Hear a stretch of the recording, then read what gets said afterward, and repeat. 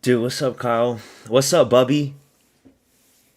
Dude, I last night I just found out before I went to sleep that this fight was happening super early in the morning. So I was like, fuck, man. I had to set my alarm clock.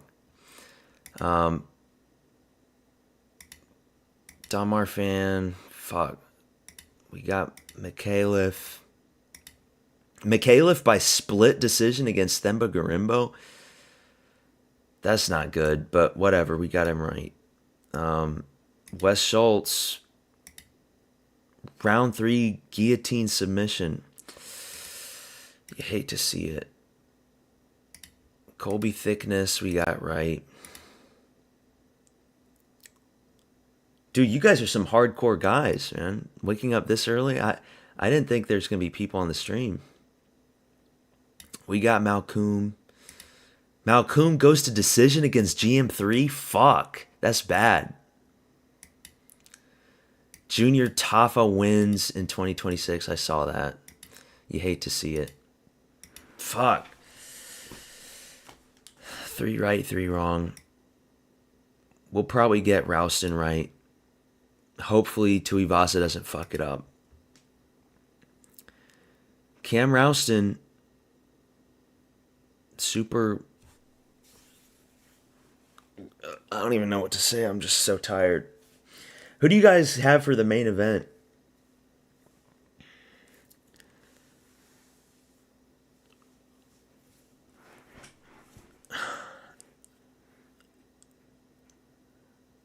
I guess the reason why I picked Kevin Christian is just because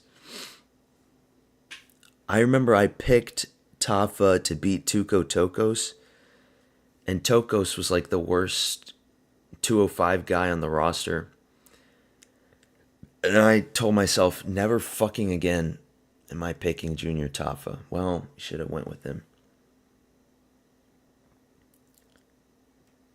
GM3 locked a sub at the end of the fight?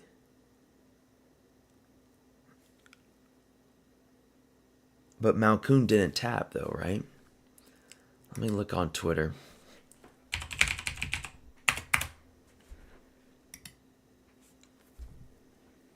I'd be so fucking upset if GM3 won. Because Malkoon was like minus 1200.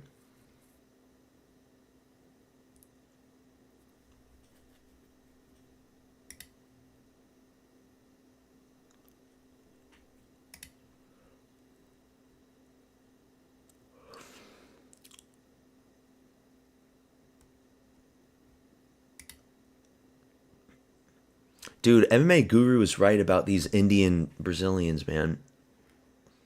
It's just embarrassing. Doesn't matter if he's 6'7".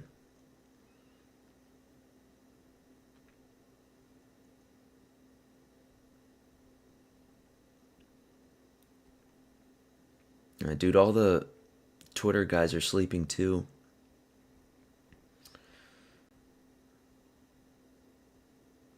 Oh, I don't see it.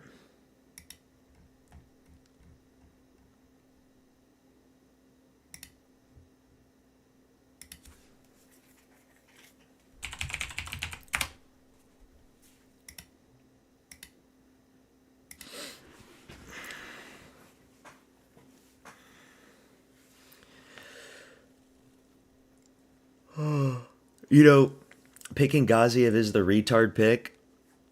I fully understand that, but I made him my profile pick, so I have to manifest that victory. I have to. He's Dagestani. He's got takedowns. The Waldo fight was a short notice one. He's preparing for Pericic. Please. And then Rahiki. I don't know about Rahiki. Rahiki doesn't have a chin, but Schmidt only has like 5 professional fights. Main card will be starting soon. In a few minutes. Rouston's going to win 30-27. Unanimous decision. He's on top. Full mount. Ground and pound shots. Yeah. Good win from Cam Rouston. Blob away to a decision. Please, we're going to be manifesting that, dude. The Dagestani diabetic. Sugar Rush Shamil. Brando Pericic only has like 7 professional fights. We don't know if Brando Pericic is actually good or not. This is his first true test at heavyweight. He has to face up against the Type 2 terror. Shamil the Blob Gaziev.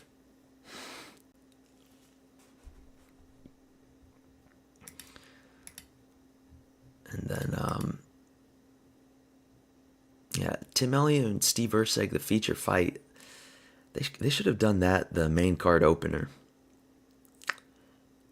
And we got Sal killed, and then main event. Max 2 wrong. We both 4-3. Except I got the better picks. No, dude, I saw what you picked. You picked Bryzek, dude. Stickman, I saw your comment. You picked Bryzek. Don't shy away from that.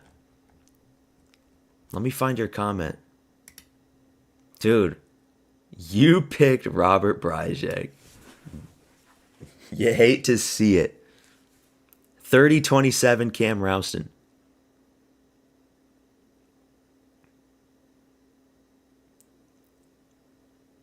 Cam Rouston, don't go away from that, bro. But you got Tuivasa. I got Tuivasa too. You got Pericic. If I was smart, I would also pick Pericic, but you know I'm kind of autistic, so Rahiki, Erceg, Salkilled, and Jack. I got all these picks except for Jack. I did pick Johnston, yeah. Just because Wes Schultz, his last fight against fucking Penis, dude. He looked like a CM Punk tier fighter. He looked terrible. How could I pick Wes Schultz? He was god awful.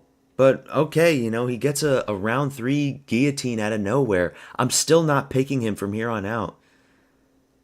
I'm never picking Wes Schultz ever again.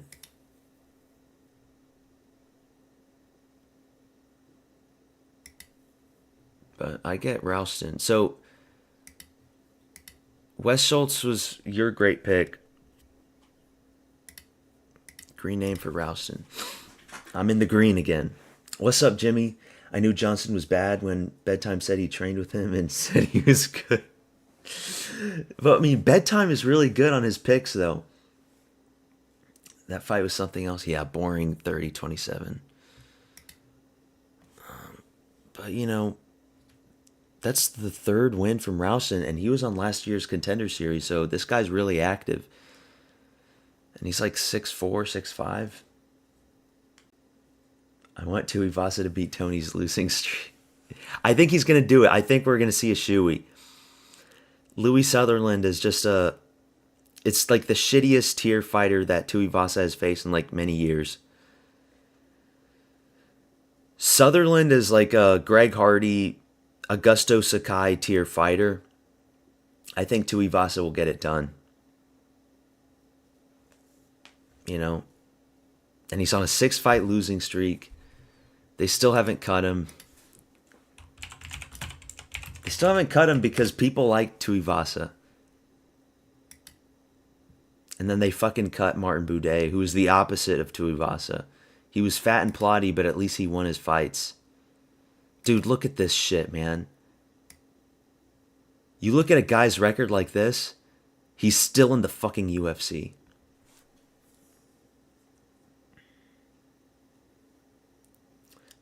Should have slept till 6. The prelims were buns, except for the Schultz win. Yeah, I slept. I woke up like 20 minutes ago. Malkoun is so shit. GM3 could have won if he didn't react to the shots badly. Yeah, someone said that GM3 almost got a submission at the end of round 3. Tuivasa beat Stefan Struve. Granted, it was a washed-up Struve. Dude, Tuivasa was 1 win away from fighting John Jones. If he had knocked out Cyril Gane in that exchange, he would have fought John Jones. That's crazy to think about. So Gane, Pavlovich, Volkov, Tybura, Rosenstrike, Teixeira. He has to beat Louis Sutherland. Come on, man. Please. And I did not want to pick Tuivasa too. I wanted to go with Sutherland.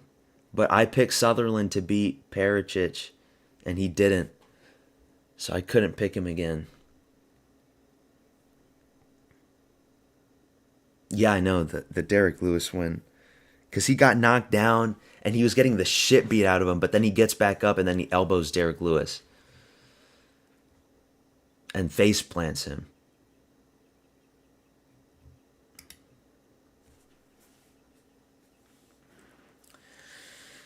But yeah, these fucking early morning cards, I'm not missing them, bro. There was it Johnny Walker versus the Chinese guy? Zhang Mingyang was also a card that happened really early. Now, we're hardcore here. We're not missing these fucking fights.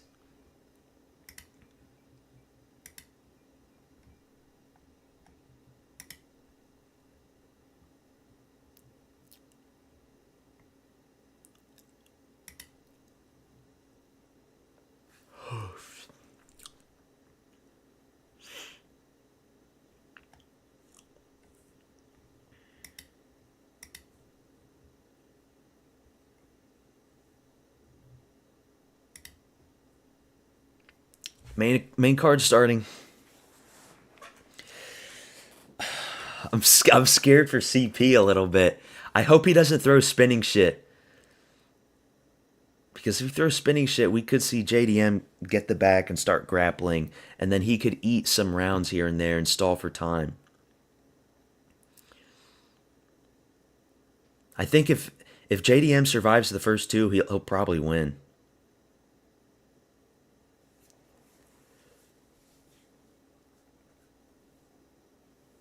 Is it weird that I want Tim Elliott to win? No, it's not. It's not weird. Steve Erceg is not a likable fighter. And I was actually like on the verge of picking Tim Elliott just because, you know, these crafty unks seem to be pulling it off, but dude, a soon-to-be 40-year-old flyweight. He's American, up against an Aussie in his home turf. Flyweights have the least finishing potential. You know, if it goes to decision, they're giving it to Erceg. Right? And I know he's got submission threat, but that was against fucking Kaya Sakura, who's terrible at grappling. I like to imagine that Steve Erceg is more competent in the wrestling. JDM doesn't do great against tall fighters and tends to get hit, so Prates probably wins. We'll see. That was the reason why I picked Prates too, is because JDM went fucking split with Kevin Holland. when Kevin Holland should have been a guy that JDM breaks apart and breaks down. Like Wonder Boy broke Kevin Holland. JDM should have broke Kevin Holland, but no, it goes to split. But he did beat Randy Brown in the first round. But Randy Brown is shit, so I think Prates nukes him.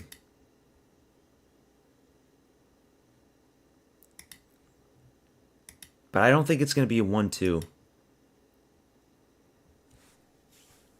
I think he's going to hit him like on the side of the head. I think it's going to be something similar to like Neil Magny, where he gets hit on the temple and then he just gets deleted. You know?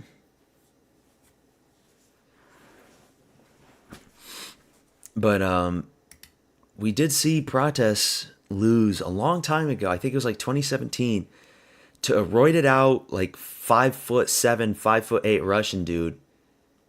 And he quit like Oliveira quit against Max. He was breaking up against the cage and then he just fell down and told the ref. He waved it off to the ref. I hope we don't see something like that. You think round 3 KO? We'll see. I guess because it's a 5-round fight, they're gonna space it. They're gonna space it out. They're not gonna go balls to the wall super fast at first. And usually Prates wastes the first round recently. I mean, he lost the first round to Leon Edwards. But only because Leon Edwards was looking to be the second coming of Aljamain Sterling, getting the back.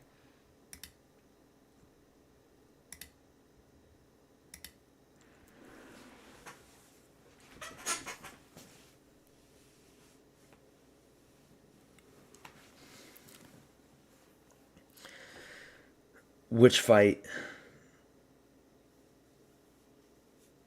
Are you talking about JDM?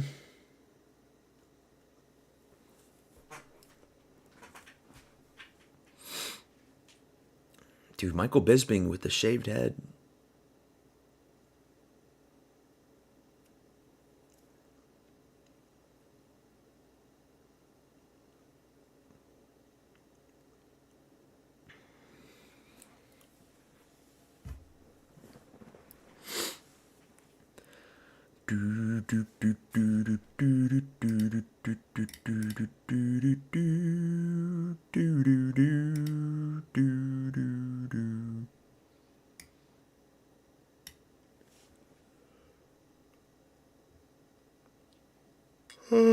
Oh, fuck, it's too early for this shit. Oh, yeah, 10 years ago, Prates. He probably did. That's why he waved it off. Let me look. Let me find Prates.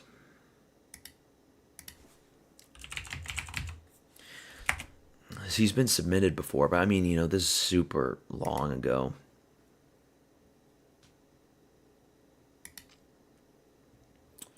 It was in, damn, you gotta go, yeah, 2017, so like almost 10 years ago. And then he's been submitted, knocked out, but like, Prates back then was like even skinnier and more young. He looked like a little kid, pretty much. This dude's been fighting since 2012, though. He's been fighting probably since he was like 16 years old.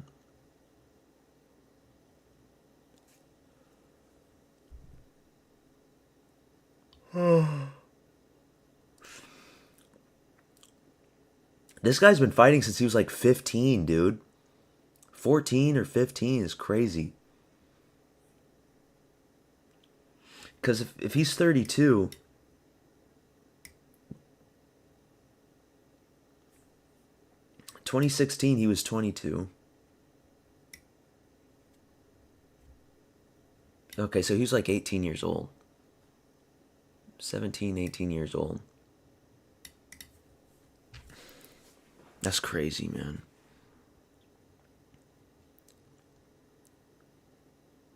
But yeah, just look at all these knockouts. I know, like, Cucky did good against him, He hit him with that uppercut and pushed him back. But Cucky can mix in takedowns too and stall for time. And let's not forget what he looked like at the end of the fifth. Yeah, they do start early. They start really early. Like, Chiwiwi. I know he's Mexican, but still.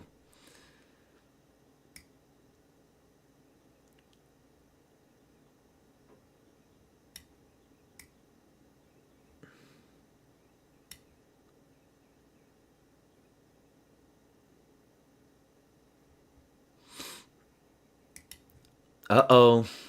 Louis Sutherland's walking out. Louis Sutherland? He's got an English flag now, yeah? What happened to the Scottish flag, yeah?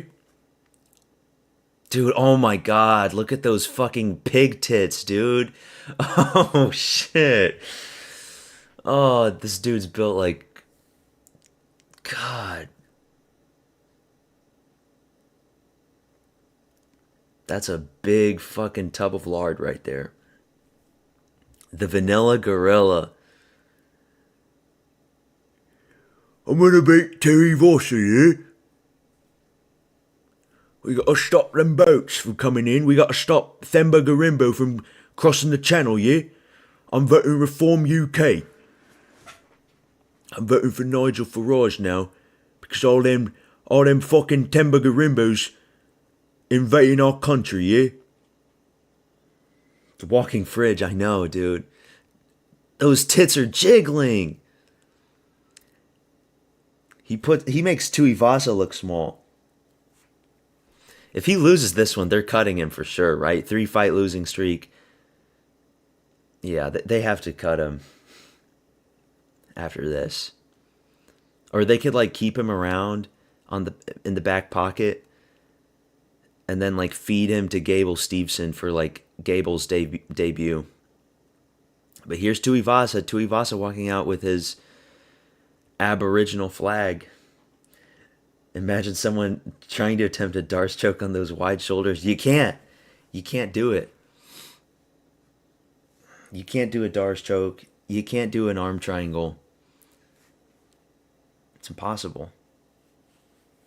Too much blubber, too much flab. Western Sydney, baby. Shay, FTA. You want to bang with me? Pick another bloke. It's now or never for Tuivasa. Watch him shit the bed. I swear to God, like, you can't predict Tuivasa winning. Olberg in the crowd. There's Olberg. Tuivasa's got that gross looking tattoo in his belly button. Dude, that must be painful as shit, getting a tattoo in your belly button. We're about to see two piggies in the cage. Two piggies slinging mud in the cage.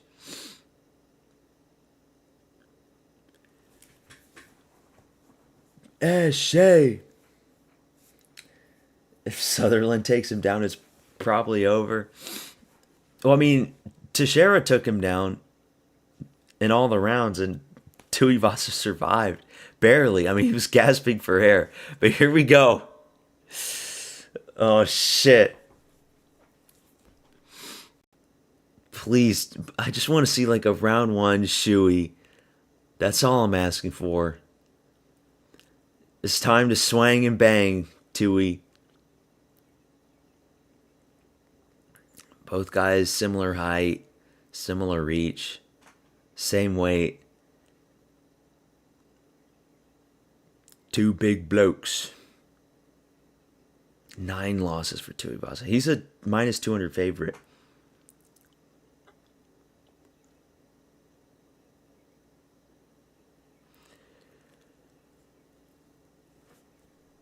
Here we go, big card. Let's go to Tuivasa, yeah?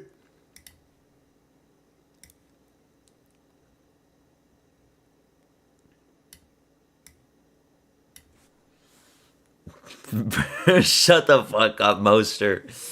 Shut up, man. I couldn't pick Tafa and I couldn't pick Schultz. I couldn't do it. I couldn't do it. But we're going to get Tuivasa right. How could I pick Tafa? How could I pick Schultz? But there's no way the Vanilla Gorilla's winning this shit. He's about to get sparked out by Tuivasa. I have to believe, please. Fight's about to start. But welcome to the stream. Yeah, I'm already at 3.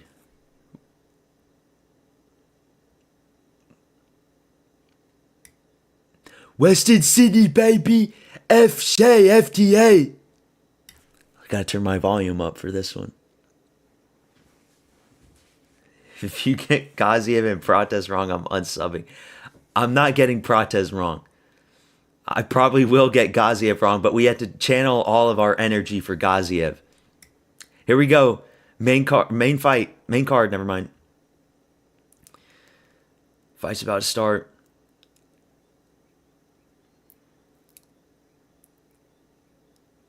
Please. Here we go, round 1. Tai Tuivasa versus Louis Sutherland. Just knock him out. Just knock this fucking pig out.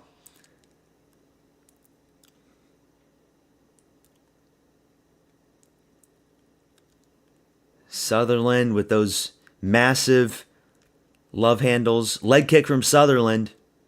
He draws first blood.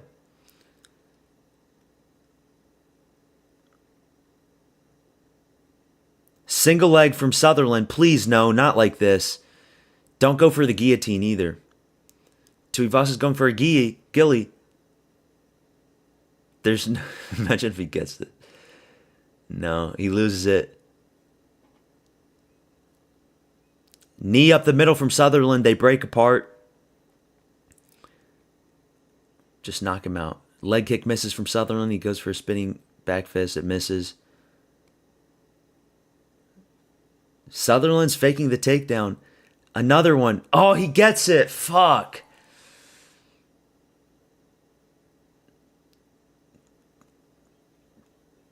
But Tuivasa gets back up on his feet. Barely. Has he got the gilly? Just stand back up. Stand back up. There we go. Let him waste all that energy.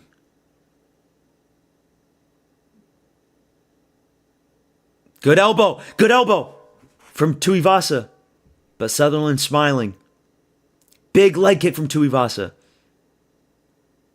Start swinging. Another guillotine attempt. Stop with the fucking guillotine. Oh no, spinning elbow from Sutherland. And he goes with a knee. Fuck. What the fuck? Leg kick from Sutherland. Stop with the takedowns, you fat pig. Tuivasa stuffs it. Big ground and pound. To the side of the head. There we go. No, he reverses it. And he's on full mount. No. What the fuck? How are you this bad? How are you this bad? You had it right there. What the fuck?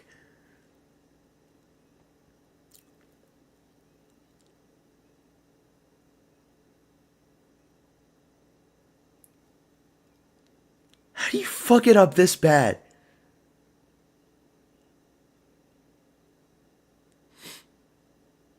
Explode. Push out. You still have 2 minutes.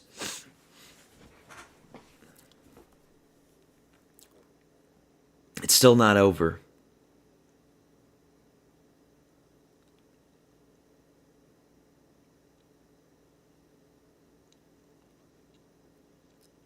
Sutherland's not doing anything. He's already tired.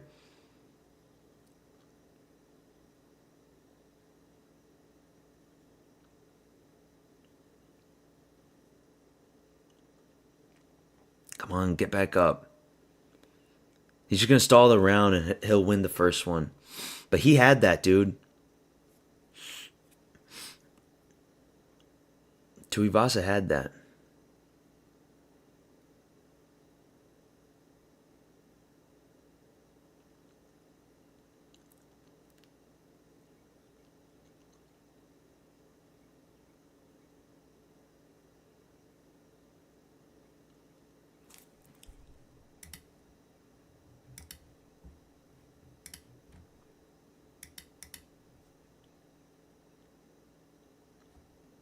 Tuivasa will survive the first one. I just hope this doesn't go to decision.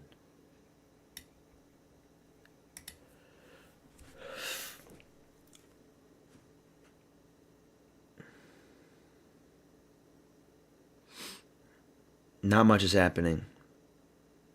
Peak heavyweight fight here. This is what we want. We want Gaziev to do this to Pericic. But we don't want Sutherland to do this to Tuivasa. Is he tapping? Sutherland was like tapping. What the fuck was that? Oh, he's like hitting the body. That's not going to do shit. Tuivasa has too much blubber. Sutherland is the last ranked heavyweight. Yeah, I believe it. Well, Sutherland wins round 1.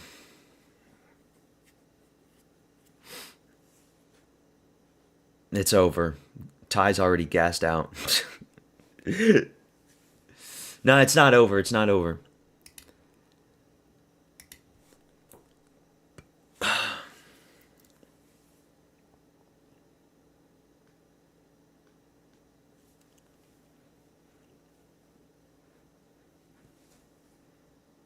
Peak heavyweight fight. What can he say?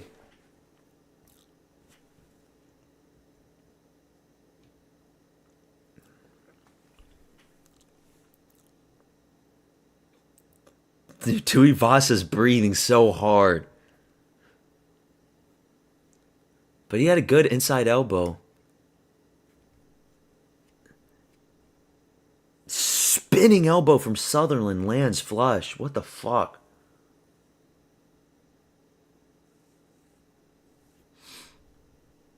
Here we go.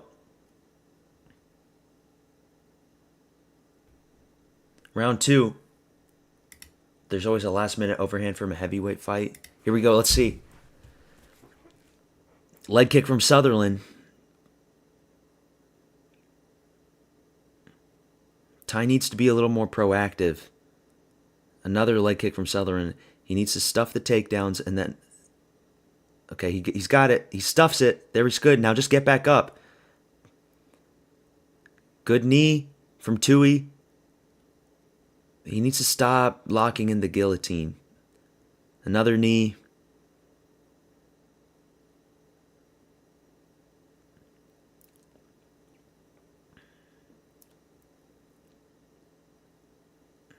Oh my God, he gets taken down again.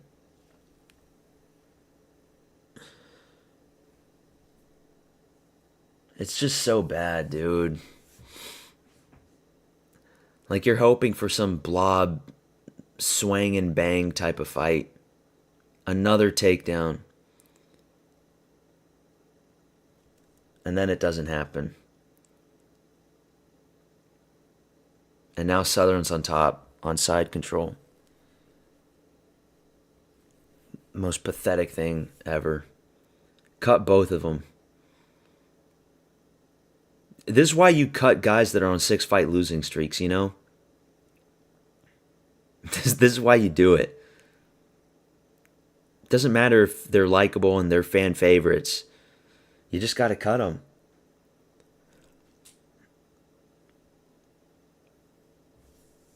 What's up, Dilly? Yeah, your boy won. Your boy's winning right now. But Rich Mitch needs to separate him. Nothing's happening. Come on.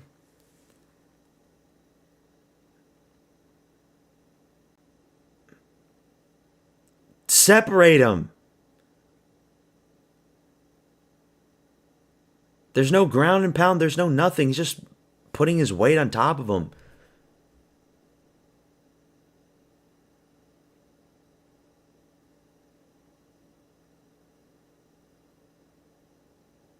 Come on, Rich Mitch.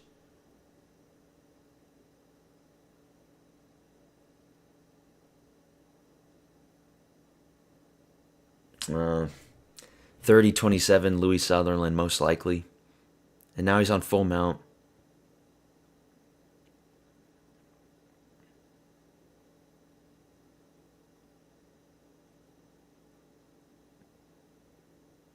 Just finish him. Just ground and pound him. It's shame on me for picking Tuivasa, you know? He's going for an arm triangle. Sutherland is. Please tap him out. Just get this guy out of this fucking organization forever. Like, I'm becoming a Tuivasa hater at this point. Sutherland was an easy, winnable fight for him. He's just low IQ. Don't grab the cage. Yeah, shame on me.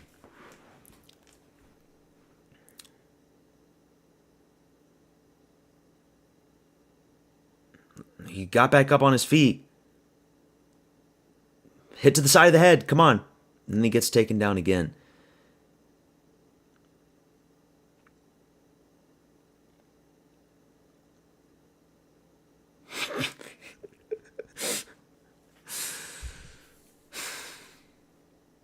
Oh my God. Look at these massive punches from Sutherland.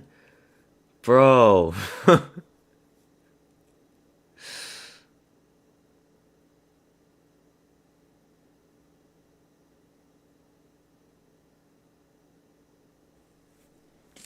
This is what happens. 40 seconds left. He's going to need a round 3 knockout. This is the shit that you hate to see. Rear naked choke attempt? No, he's not going to get it.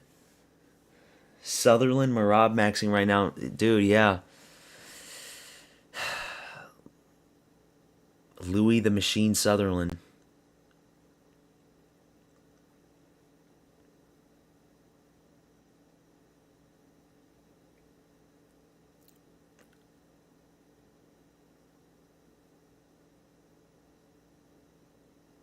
No, it's over.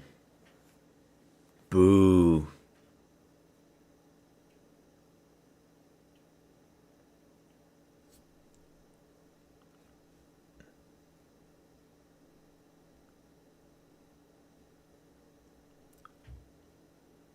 When will we learn, you know? When will we fucking learn? Even if Tuivasa's minus 200. Even if Louis Sutherland is so shit. Tuivasa's still going to lose.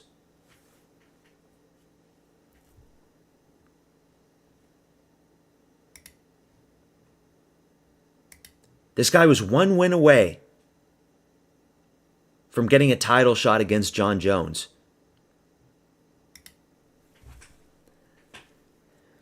If this guy landed some better shots against Cyril Gane after the knockout, this guy would have faced for the title. That's how bad heavyweight is.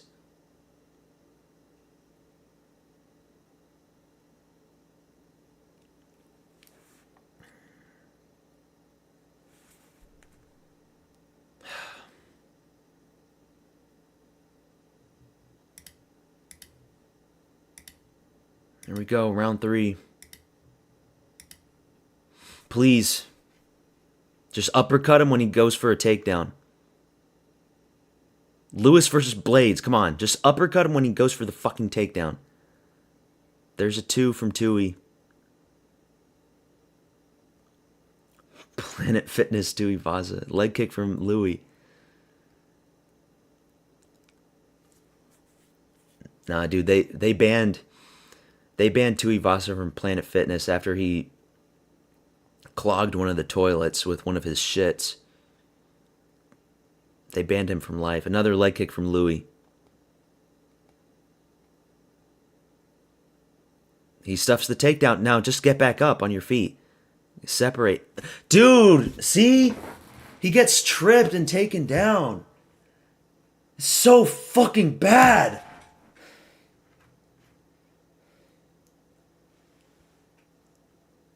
All you had to do was separate immediately.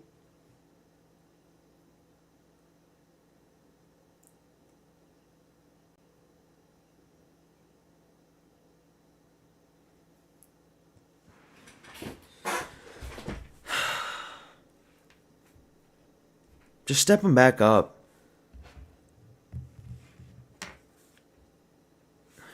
It's just so pathetic, man. Yeah, Moster, if you're still here, you just unsubscribe. You got me.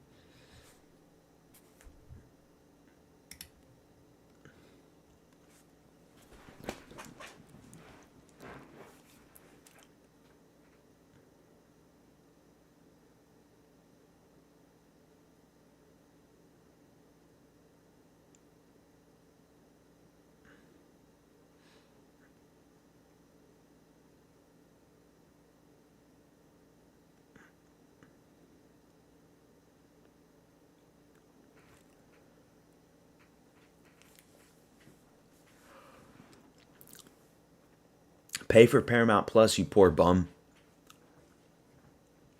And then you don't get lags.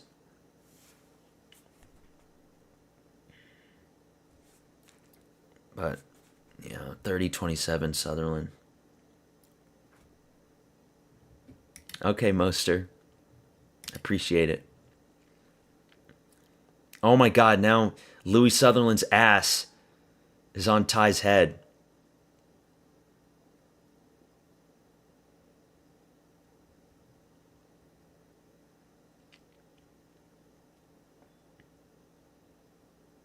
And then he loses position again.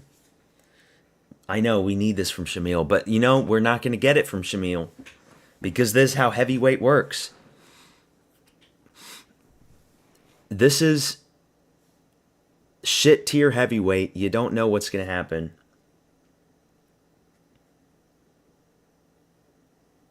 Rich Mitch is useless in this. Useless ref.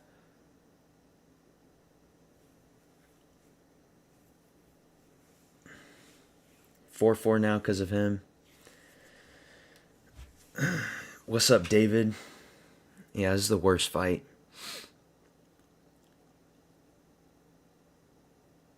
Yeah, I think they have to cut him at this point for sure.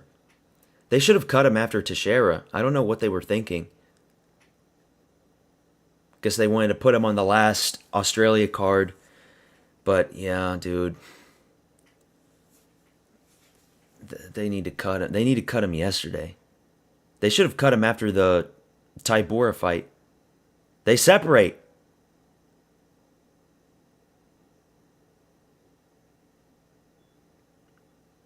"45 seconds left. Start swinging and banging. Knee. But Sutherland go. Oh my God, he just takes him down. Just to stall more time. It's over. We own the heavyweight division. You know, you actually do. You actually do own the heavyweight division because of Aspinall, but not because of Sutherland. Big shots from Ty. Please, please, please, please. No, there's only 10 seconds left.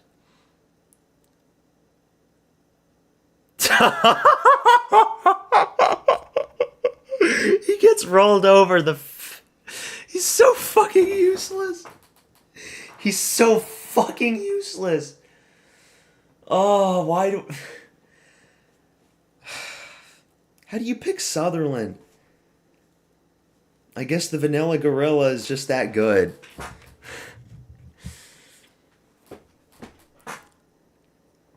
It's over. It's actually over. He flips off the camera. Yeah, baby. He got reverse rolled, dude. Fucking pathetic from Tuivasa. Yeah, Louis Sutherland, yeah. I own the fucking heavyweight division, yeah. We're voting Reform UK to stop the boats from fucking Themba Garimbo from coming into our fucking country, yeah. We own Tai Tuivasa. It's fucking over.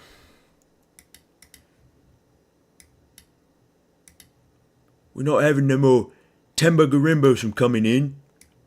We're voting for Nigel Farage, yeah? And now fucking Gaziev's gonna lose. Well, we needed Gaziev to have a Sutherland type of performance But Gaziev is going to have the opposite. He's going to get sparked out in round 1, isn't he? Fuck. It's beyond over. It's not just over, it never even began.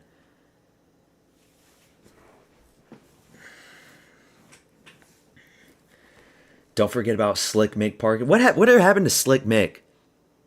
I haven't seen him in a long time. At least that dude had a good knockout against Lucas Brzeski, you know? Yeah, it's beyond over.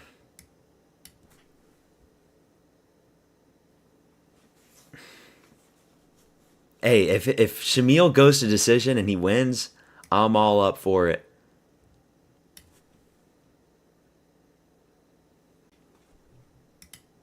$30-27 for Louis Sutherland. Dude, the Louis Sutherland title walk starts now. The Vanilla Gorilla. He really called himself the Vanilla Gorilla, man. And Louis Sutherland gets a post-fight interview. He doesn't deserve one. Disgusting. Robbed by Tybura. We will be back soon. Was it a robbery? Yeah, I guess it was a robbery. Where's KKF? I think KKF just got too emotional with his fucking Maori heritage.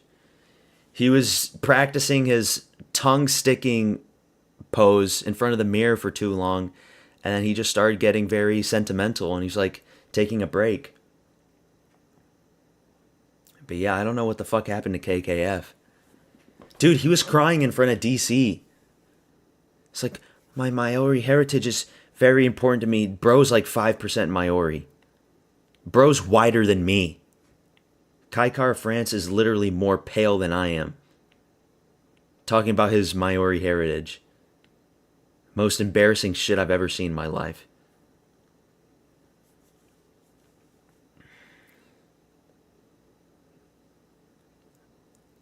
I'm not picking Louis Sutherland. It's not convincing me. See ya, bro. I'll see you in half an hour. Yeah, you're not missing much with the next fight.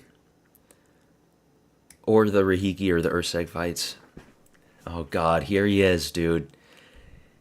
There he fucking is. Shamil Gaziev. Bro, look at him. There he fucking is. I can't show it because I'll get banned.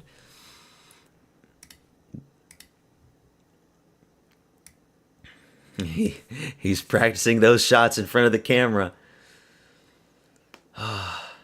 We need this.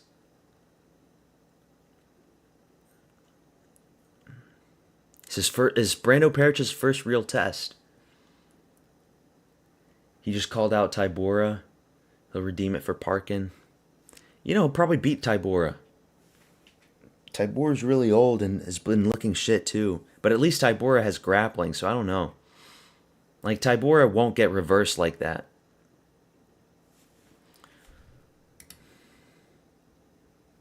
Let's see.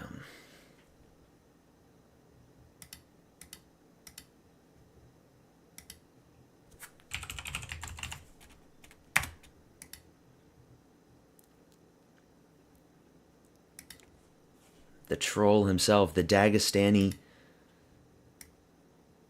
diabetic. Bro, look at this fucking record. Oh my God. And they still haven't updated it with Louis. 7-fight losing streak. I don't think I've ever seen something like this before. What was Ferguson's losing streak? Was it also 7?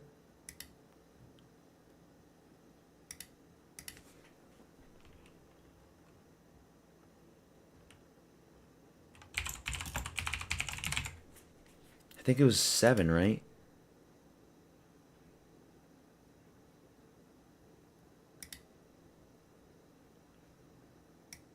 One, two, three, four, five, six, seven. It was 8.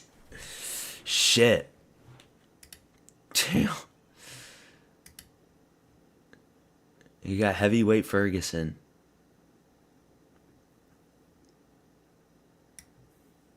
That's fucking embarrassing. Imagine if Shamil pulled with the six pack. Yeah, he'd probably have to weigh in at like 230 though.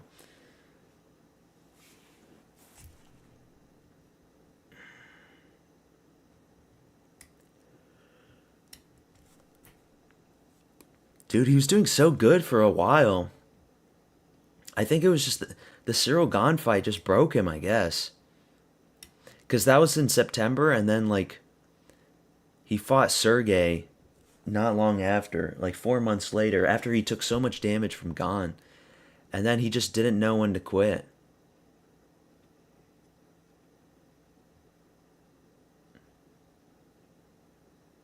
No, no, no, Jimmy. They have to cut him. They have to. I guess, like, with hindsight, I should have picked Sutherland just because. I mean, like, Sutherland. Fuck, it was a hard one to pick. But I should have just gone with Sutherland. I guess Brando Perich's takedown defense is really that good.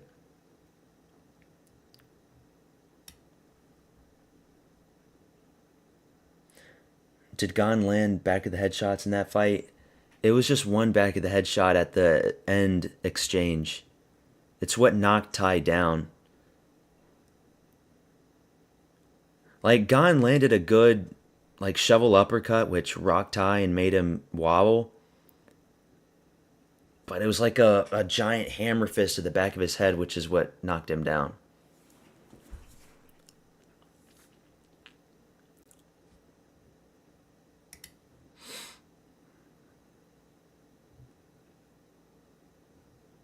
And now we have to, dude, Louis Sutherland isn't going to get cut now, so we have to see him again.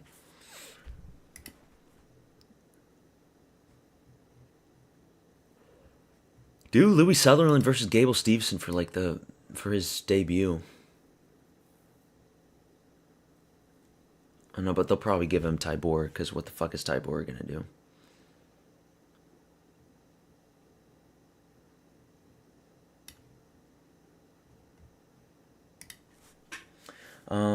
If heavyweight can't stay at minimum 265 at heavyweight and has to cut weight to make it, I don't have faith in them. Yeah, unless it's like Ngannou. Ngannou fought like at 280, 85 on fight night. But Ngannou is a fucking genetic specimen. He's got the West African genetics. Ngannou. We need more guys like Ngannou, dude. But yeah, if they have Flab, they're not going to be champion. Because, like, Tom Aspinall has a little bit of Flab, but there's a lot of muscle behind, Tom Aspinall, if you touch his midsection, it's not soft. It'll be super hard. I think he punched him clear on the nose, and then he dropped on the ground near the cage. Very close, actually, but unfortunate. It was the back of the head shot. I remember the exchange.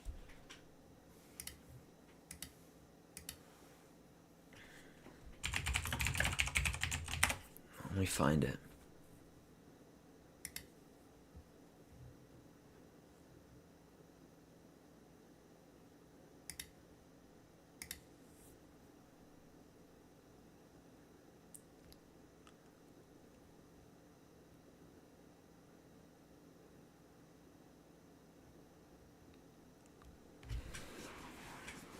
If it'll load.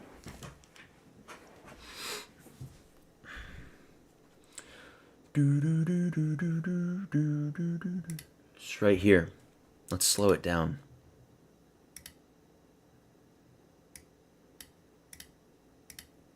So this is the shot, the shovel uppercut. That wobbles him bad. Bing! Right? And then it's that shot, which is legit. That shot's legit. And this one, the next one is the shot that he just like hammer fists the back of his head. Right in his cerebellum. Not that one. This one. Bro. That was the one. And that's the one that knocks him down. Or no, okay, it was the second one. But still, you know, just pure back of the head shot right there.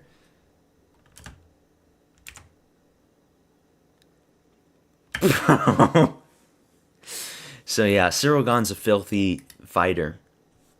Eye pokes, back of the head shots. He also elbowed JDS in the back of the head.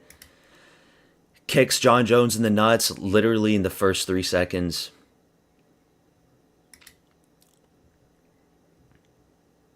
Yeah. Do, do, do, do, do, do.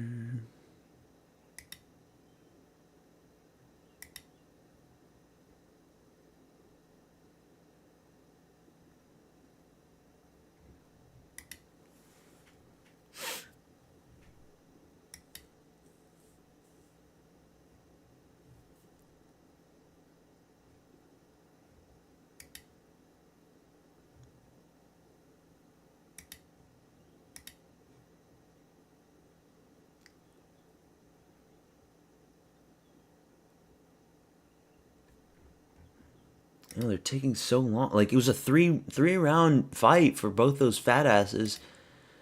And the next guys aren't walking in just yet. Unless they're skipping the walkouts.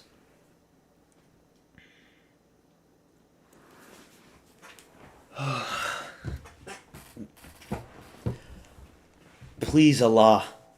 Channel all of your energy into Ghazi. Okay, both guys are in the cage. Fight's gonna happen. Allahu Akbar, Allahu Akbar. Bismillah, ya Allah. Please, Gaziev. Do it. And you're going to have a giant piece of kebab after you spark out Brando Pericic in the first round. Please, I beg of you. I beg of you. But to be honest, Brando is a legit heavyweight so far. He's got the look. Dude looks scary as fuck. Like, Brando Pericic is a scary fucking looking heavyweight.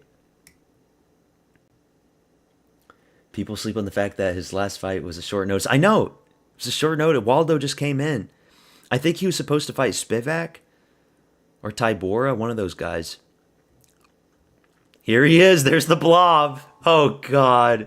Dude, there's so much cellulite on his fucking belly. Fuck. Kingdom of Bahrain. There he is. He's got that shit-eating grin, dude. Please, Gaziev. Please.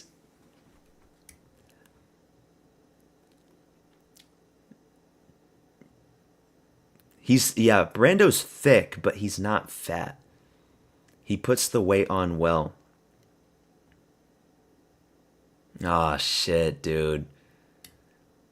Here we go, round one. Please knock him out. Oh, shit. Head kick from Pericic misses. Leg kick from Pericic. Please, Gaziev. Right hand down the pipe.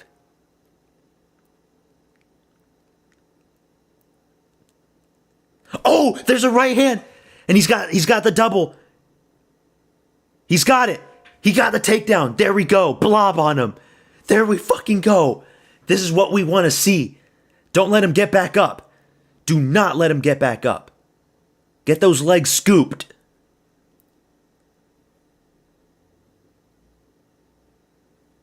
Blob on him. No, he got back up. And now he's going to separate. It's either a KO in the first 3 minutes or GG's because he has enough cardio to go from bet to kitchen. That's it. He's still got the back. But Brando looks good, composed. A knee from Gaziev. This is what we want to see from our blob.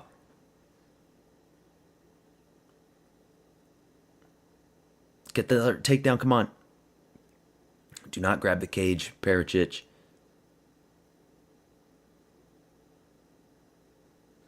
The Dagestani diabetic demands your respect. The type 2 terror is coming for you. We've all heard the stories of the Dagestani blob.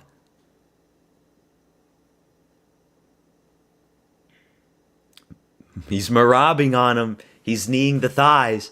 Another big brutal knee to the thigh from the blob. No, do not break them up. This is what we want to see. 2 minutes go by. They break. Fuck, no, they break. Shit. Do it again. Another takedown. 1-2 misses from Pericic. Leg kick from Pericic. Big shots from Pericic. They're swinging. Uppercut from Pericic misses. Leg kick from Pericic. 1-2 from Gaziev. They're exchanging. Big shots from Pericic. Gaziev is breathing out of his mouth. Por favor. Pericic got some fast hands. Big 1-2 from Pericic. No, another one. Big 1-2, no. Uppercut for Pericic. Body shots and then upstairs. Uppercuts. Oh shit, throw something. 1-2, big combinations for Pericic. No. But Gaziev survives. He's cut. He's bleeding.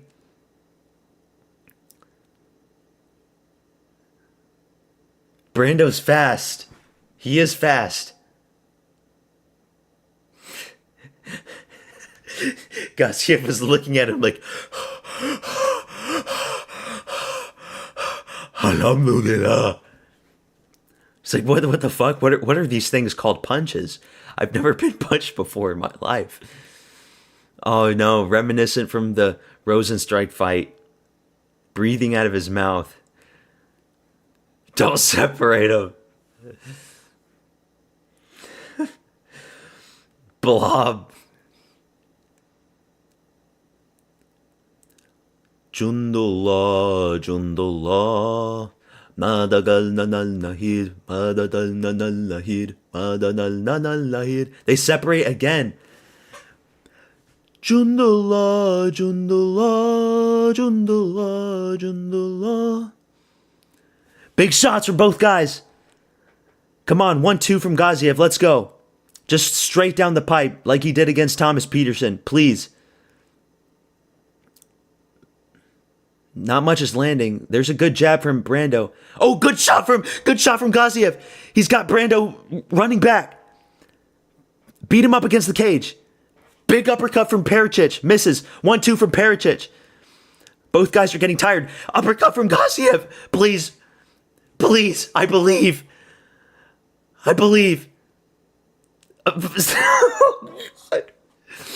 Let's go, Gaziev. He's breathing out of his mouth really bad. 10 seconds left. Allahu Akbar, Allahu Akbar. He survives round 1. Allahu Akbar. Let's go, dude. He survives round 1. That's the good thing. But he is cut and he is bleeding. But Brando's looking tired too. Brother need burger.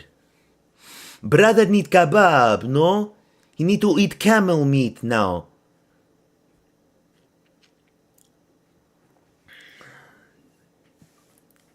Survives. But now he's got Brando tired. Dude, he was just eating those fucking punches. With his mouth wide open. I'm surprised his mouth guard didn't come off. He landed some good shots at the end there too. Round 2.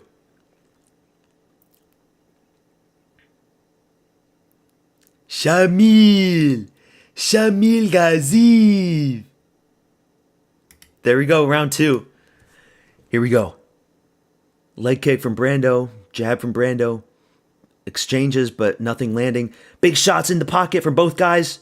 2 lands from Brando. Leg kick from Brando. Jab to the body from Brando. 1-2 from Brando.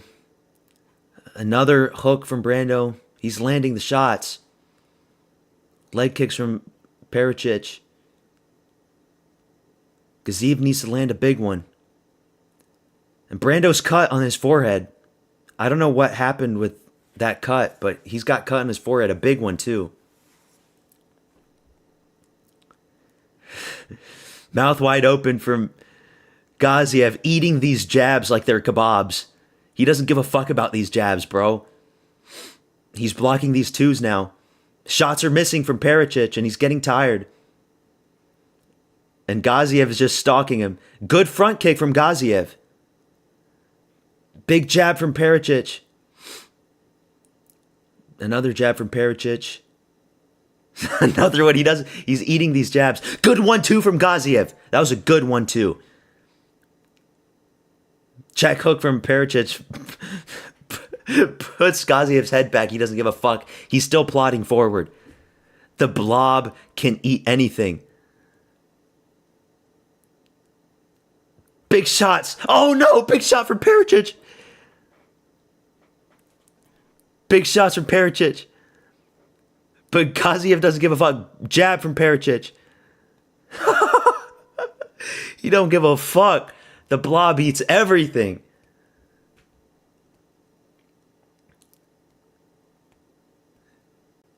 The blob. Leg kick from Brando. He's going to tire himself out. Because at least...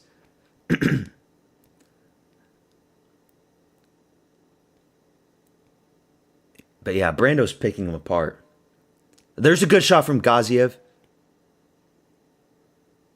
Oh my God! Why does he leave his head out open? Big shots from Perisic. He's going to finish him. Big knee from Perisic. He just leaves his head out open. Dude, Waldo's got power if he did this to Gaziev in round 1. Waldo's got serious power. Because Waldo just put him out with like 2 shots. Like he knocked him down and then put him out bad with a right hand. Whereas Brando's been landing so many shots and can't take him out.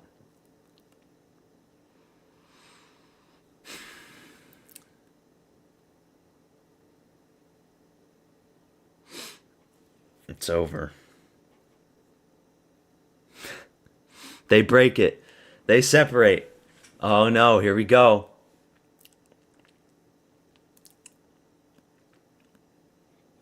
Dude, he's breathing so hard out of his mouth.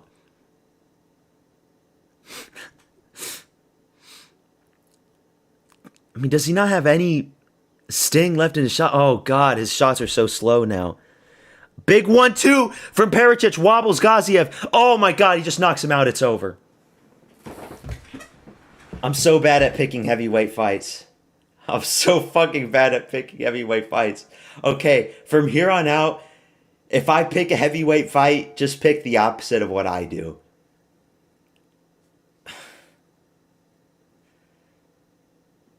So fucking sad, man.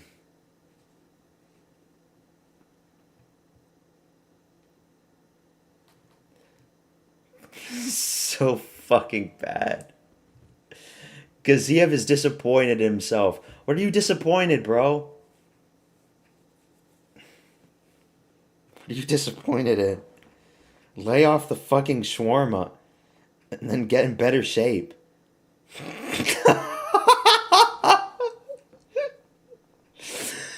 Dude, he just leaves his hands down. And then he gets wobbled. Bing! Right hook. Puts him all the way back. Knocks his ass out. Just lay off the fucking shawarma. It's really that simple. He would be faster. He would be able to throw more shots if he laid off the fucking camel meat.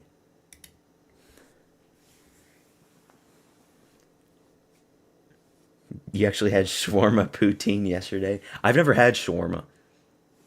I do hear it's good. And that's probably why Gaziev is the size that he is.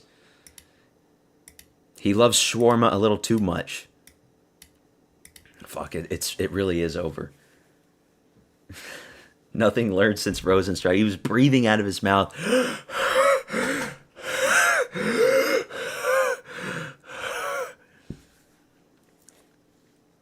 Bubby Bubberson.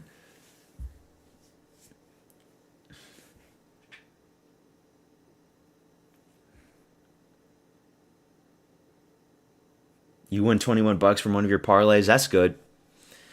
What are we? 1, 2, 3, 4, 5. 1, 2, 3. Fuck, I'm in the red. I mean, we're going to get Rahiki right, probably.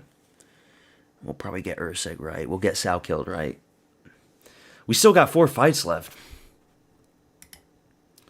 Heavyweight's been super disappointing. I mean, we couldn't ride high on the fucking Hokit Curtis Blades fight. But, whatever.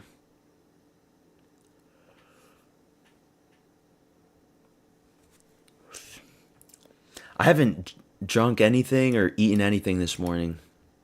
I'm feeling fatigued.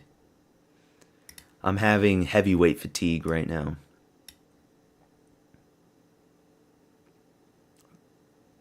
Bing. Yeah, but I mean that performance from Brando is not all that good though. Like he was I don't think Brando's a championship caliber fighter, but he will beat a lot of other guys at heavyweight for sure. Watch Rahiki get knocked out. It could happen.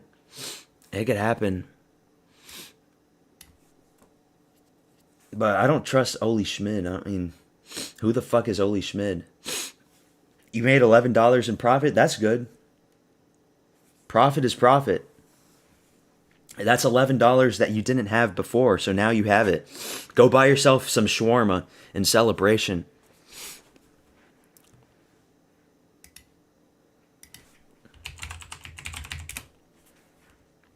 He's talking about 50 G's. That wasn't a performance of the night. Come on.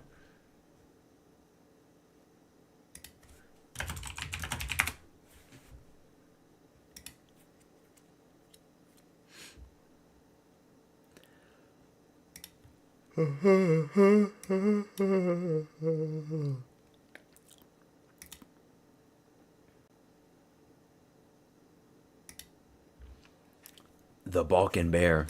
He's got that Aussie accent too. I keep forgetting he's Serb, right? You know better than me, Jimmy, because you're Balkan too. He is Serb, I believe. A Serb Aussie immigrant.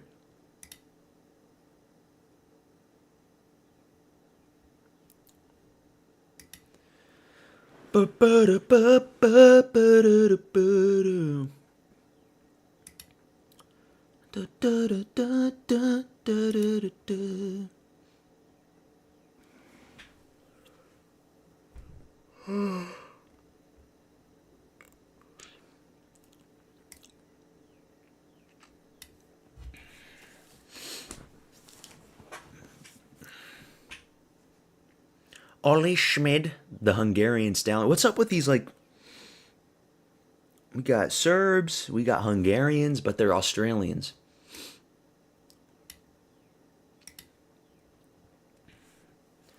Freaky Rahiki.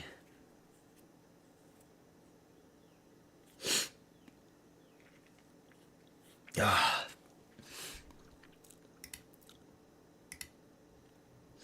Oh, he's Croatian.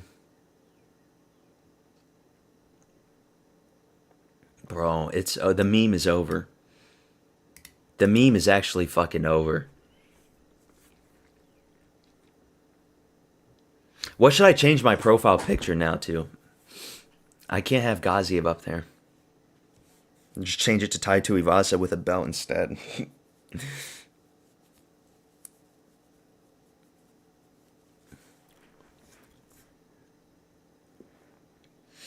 The meme is dead. Gaziev is no more.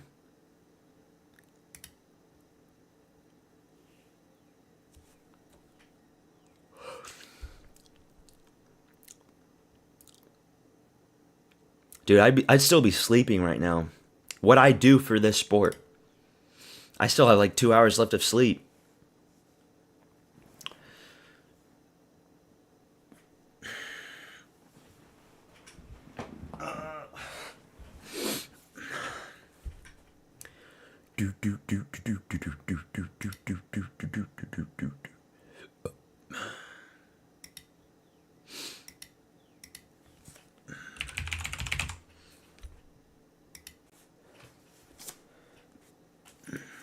Brando Parachich, 7-1. A 3-fight win streak in the UFC. Good for a heavyweight. Who the fuck is Randall Raymond? That's not good. He loses to this nobody. Gets submitted.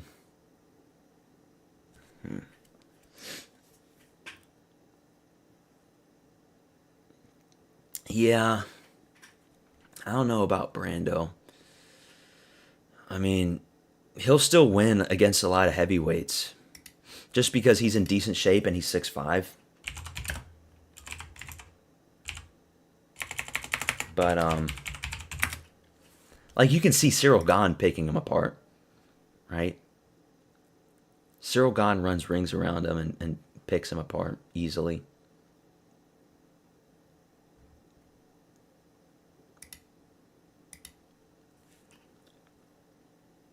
But he'll be ranked now. Not saying much because Tyrell Fortune is fucking ranked. He could beat like Derek Lewis, but pretty much any heavyweight can beat Derek Lewis at this age. Spivak looked really sharp in his last one against Elijah. That was the best version of Spivak that we've ever seen. So keep your eye out on Spivak. And, these other guys, I don't think he could beat the top 4. You got to put Hezbollah with a belt now. We'll see if I could Photoshop a picture of Hezbollah with the belt. Josh Hokett could beat him.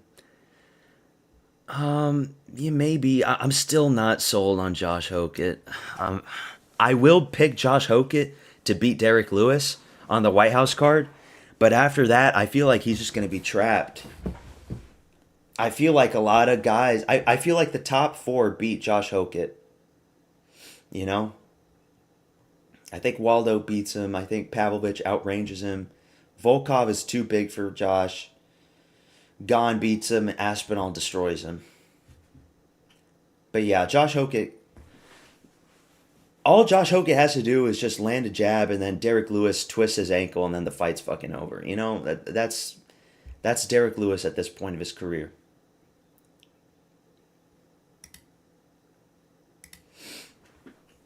What the fuck are the Australians doing?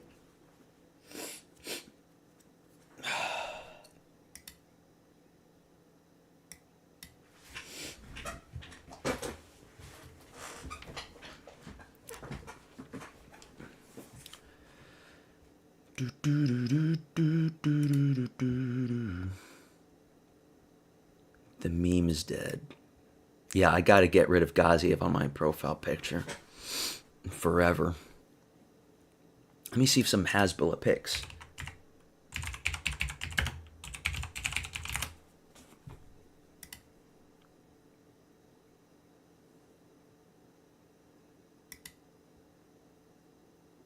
Maybe like this one.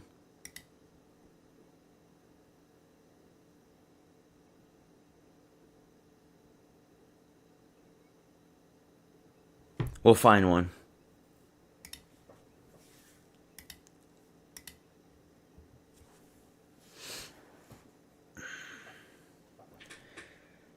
Buckley or Brady? Probably Brady. Like, I want to pick Brady just because of the grappling. And because Kamaru schooled him. And Brady won't be super outsized by a guy like Morales because Buckley's on his level, his size. But then if I pick Brady, you just foresee that Buckley's going to spark him out, you know? So I haven't really made a decision, but I probably lean towards Brady just because of the grappling. Morales is a fucking weight bully. Morales looks like he could fight at 205 if he wanted to. So yeah, I'll go Brady. I trust a grappler to win most of the time against a guy who just has striking.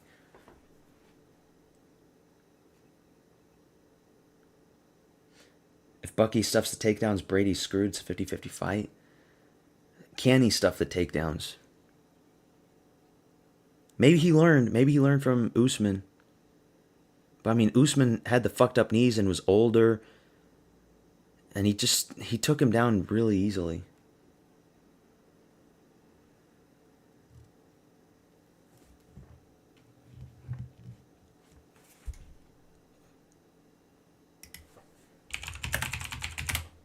Let's see what other fights are happening next week.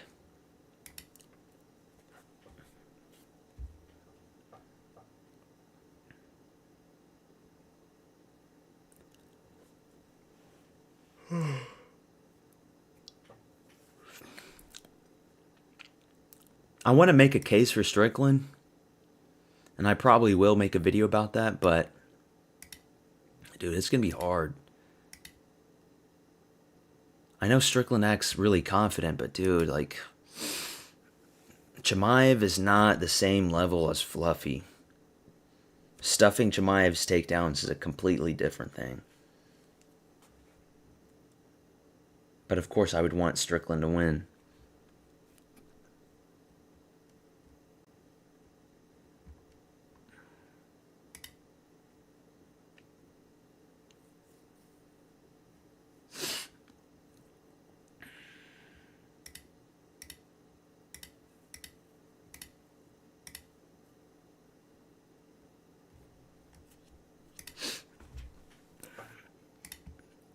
Let's see. We got flyweight title. We got Volkov and Waldo. That's a big one. Whoever wins this one, I mean, fuck, heavyweight's log jammed. Because Aspinall's got to fight the winner of Gane and Pereira, and then whoever wins this one deserves the next shot. Like, if Waldo wins this one, there's nobody left for him at heavyweight to fight. Brady and Buckley, Bobby Green and Stevens. Gautier's minus 1,000. Up against another tomato can for him to crush against Ozzy Diaz. This is a good fight. Alvarez versus Amosov. I think I'm going to go Amosov just because of him being a good grappler, and I know he's a Bellator bum, but Neil Magny's a good gatekeeper, and he dispatched him in the first round with an anaconda choke. So he seems legit. Dawson versus Rebeshki. That's tough to pick. Jim Miller's still fighting against Jared Gordon. You got to go Jared Gordon. Kopylov versus Tulio. Probably Tulio just because Kopylov's, he doesn't throw anything. He's just too scared. Kopylov's like a middleweight Corey Sandhagen. Sabatini versus Gomez. Got to go. I've learned my lesson with Sabatini. Sabatini's a good grappler.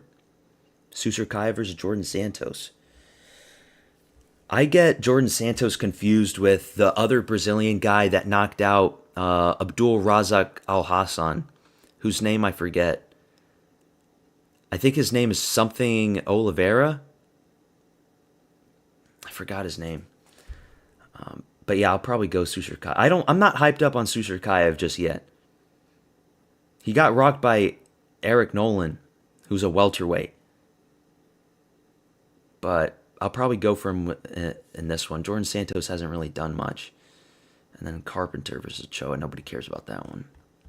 It's actually a good card. It's a decent card. I think I can hit 6 fights easily next week on my parlay. Tulia, yeah. Some of these Unk matchups seem to be locks, but crazy shit has happened before. This one's tough to pick. Grant Dawson and Rebeshki. I don't know who I pick in that one. Rebeshki's got the durability. Grant Dawson doesn't have durability, as we saw in his last fight. But we could see Grant Dawson just picking apart Rebeshki on the back foot and then winning on points. I don't know. we go, though. Fight's about to happen.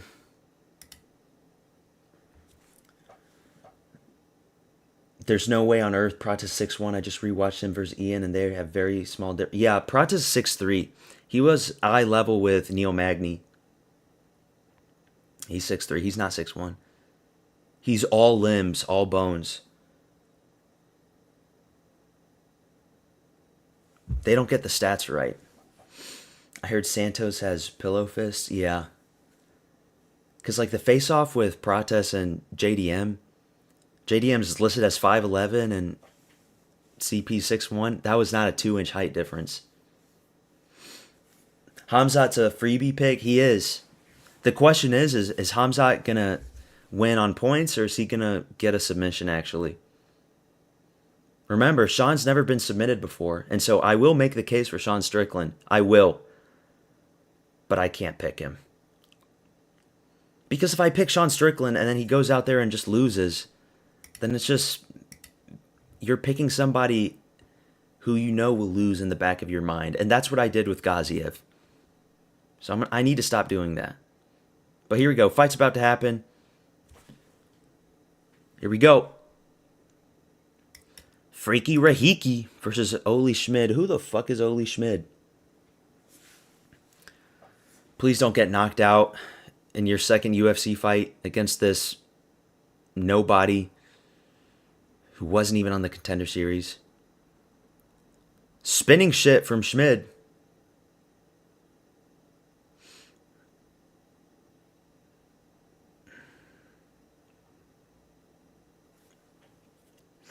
Head kick from Rahiki.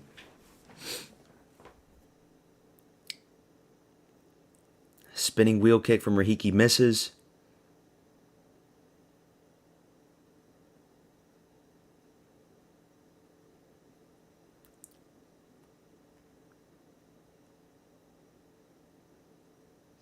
Head kicks missing from both guys. Gaziev, he got knocked out in the second round by a giant hook from Pericic. He got wobbled before, and then he got knocked the fuck out. Good leg kick from Rahiki.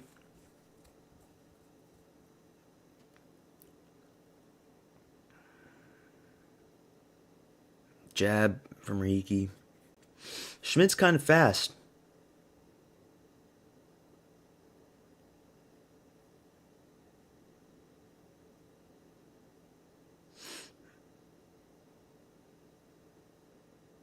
If Strickland wins against Chimaev, he needs to be highly ranked in the pound-for-pound rankings.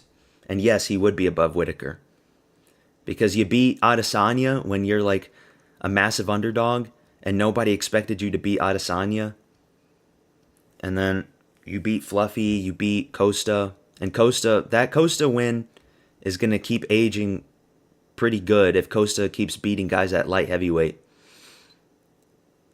And then you beat Chimaev, yeah, you'd be up there, man. They would have to skyrocket him in the pound-for-pound rankings. Good exchange from Rahiki there with a kick at the end.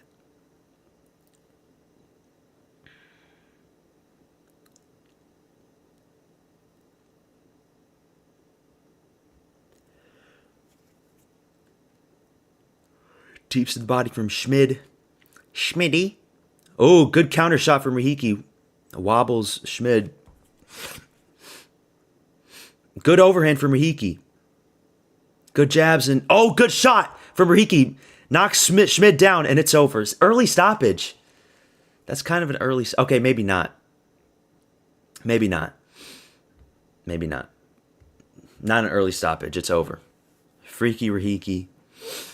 Good win from him, but I mean, it's a can. What do you expect?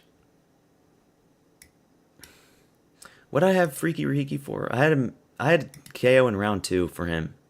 He gets it done in round 1. That's it. Easy win from Rahiki. They put him some regional bum who's only had like 5 professional fights.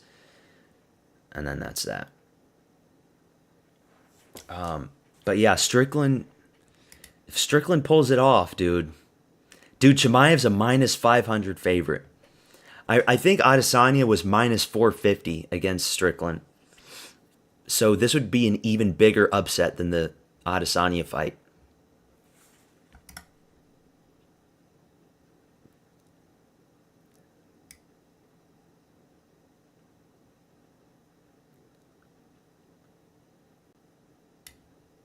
Yeah, he'd be up there if he pulls it off. Like, let's look at the pound for pound rankings. Chimaev's already number 3, okay? I would say if Strickland beats Chimaev, just put him number 3. Just switch his spot. And I know Volkanovski is technically considered like really good and better than Strickland. Like if Volkanovski was a middleweight, he would probably be champion and beat everybody. But I mean, because Volkanovski's previous opponents haven't been the most exciting, they would have to put Strickland above him. Beating Diego Lopez twice, it's not as exciting as Strickland beating Chimaev once. You know? So they would have to put him above him.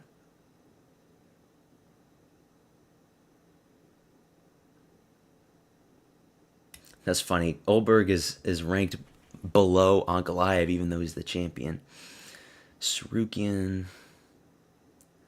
They need to put DDP down if he's not active.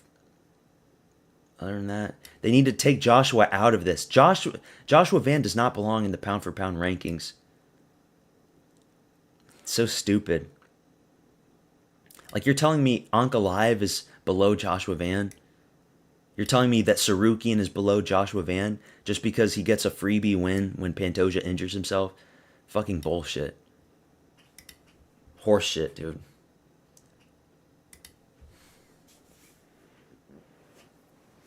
On Tapology, it says Izzy was minus 6. I thought he was 450. That's even...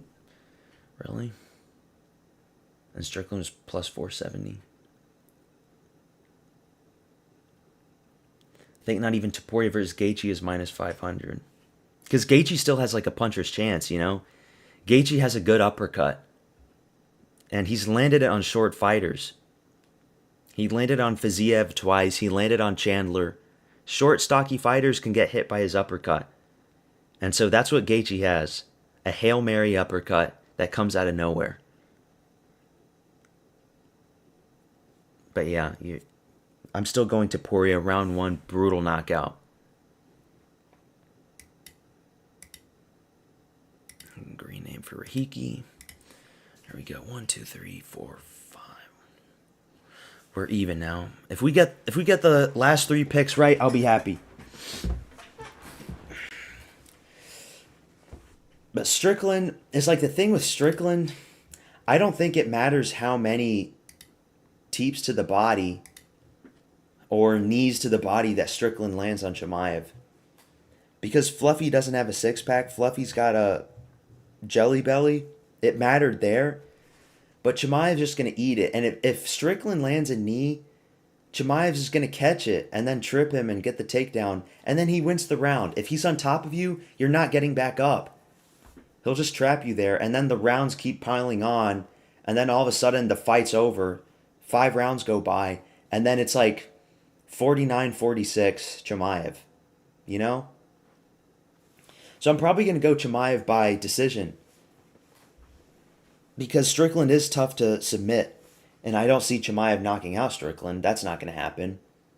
I don't see Chimaev knocking out Strickland with ground and pound shots either. That's another thing. Strickland's never been finished with ground and pound shots, believe it or not. He got finished by that spinning kick from Dos Santos. And there's like some brief ground and pound shots, but it was the spinning kick that knocked him out. He got knocked out by Pereira. But he's never been finished by submission or ground and pound. So I got to go Chimaev by decision.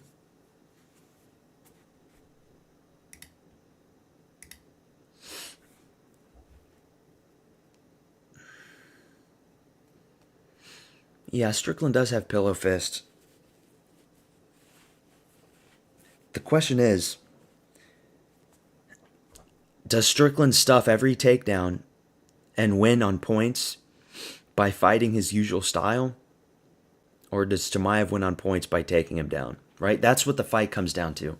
Chimaev is obviously going to win by taking Strickland down and winning on points. That's what's going to happen. I don't think it's going to be a super entertaining fight, but it'll be interesting to see at least.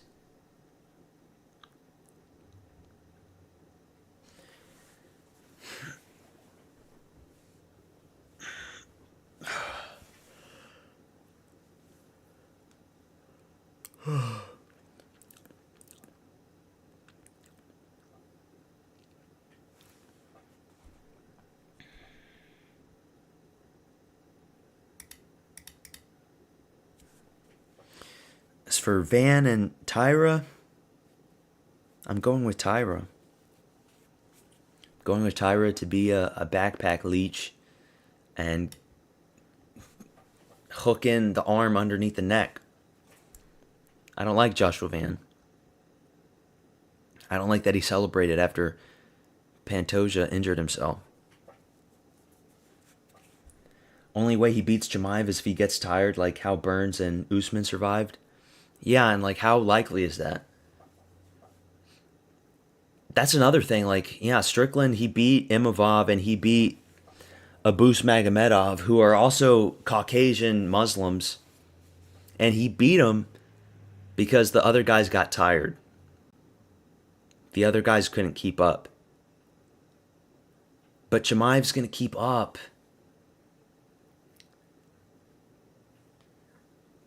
It's so awkward when the crowd doesn't cheer for the UFC fighters in the crowd. I know, dude. They were booing Wes Schultz. I saw that. And they were booing Rahigi. That's the Aussie bias. They just cheer for their own fighters. They don't get that in America. America cheers for everybody if they put on a good performance. Volkov versus Waldo. Who you guys got? I think I'm going Volkov. Tyra gets smoked. Put yourself in his place. You're the first male Asian champ and the second youngest champ. It's because, like, you had the second best flyweight champion of all time. And you're this young guy coming in and you get to fight him. And in, like, the first 30 seconds, a freak injury happens. The first thing you do is smile, big shit-eating grin. You climb the cage and you're celebrating with your coach. It's like, no, like, we've seen this happen play out. Where guys win because of bullshit like that. They don't celebrate. Gamrot celebrated when he got that win against Fiziev. And people called him out. Everybody called him out for him being a piece of shit. But nobody really calls Joshua Van out for a more higher stakes fight. Remember Chris Weidman versus Uriah Hall, where Chris Weidman snapped his leg in half, and Uriah Hall was just standing there like, oh shit. You know, was Uriah Hall celebrating? No. Like, I get it. You know, he's young. He won the title. I get those points. But still, that was just a shit behavior. I think Sean defends some takedowns, gets up fast, and ends up winning on outstriking. Really? I think Sean will stuff one or two, but eventually he's going to get taken down. Like, Chimaev is just going to be like Merab. He's just going to shoot 20 takedowns in one round if he has to, until he gets it. Bedtime picked every Australian fighter. Of course he did. Of course he did.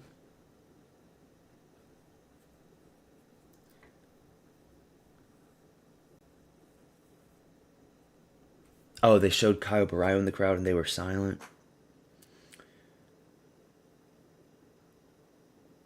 Was Uriah Hall the only male Asian champ? Bro, you know what I mean? Like, stop making excuses. Why are you Burmese or something? Like, you really like him that much? He hasn't earned it.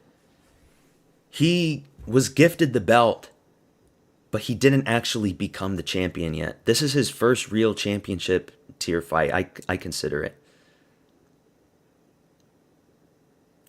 If he beats Tyra fair and square, fine.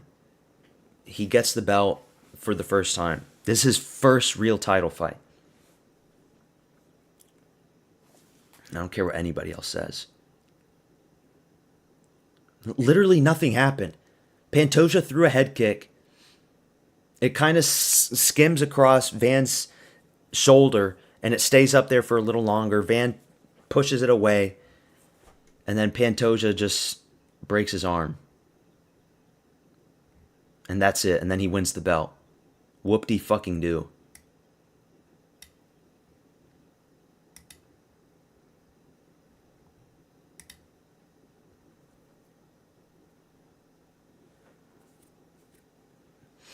Burmese stick together because he's like the only Burmese fighter, so all of them are celebrating that the real champion actually broke his arm.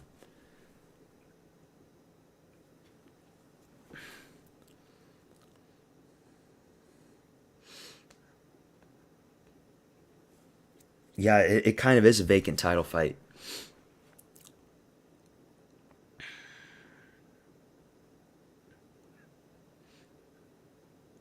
And I feel like that's what's going to happen to flyweight in like the years to come. There's not going to be like one dominant champion that we had with Pantoja or DJ. The belt is just going to keep going back and forth. It's going to be like light heavyweight when John Jones left. You know, when we just had so many champions after champions, but nobody stayed there for long until Pereira came along. That's probably what's going to happen to flyweight. Because I think Manel Cap and Horiguchi got announced. Like, whoever wins that one is probably going to be champion after Pantoja, or not Pantoja, after Van and Tyra.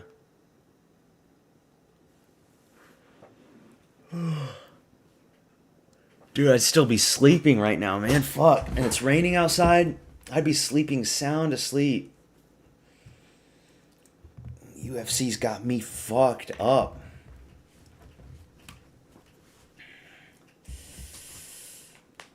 Let's move on to Urseg. A fight nobody's excited for. Can Tim Elliott pull off the crafty vet move?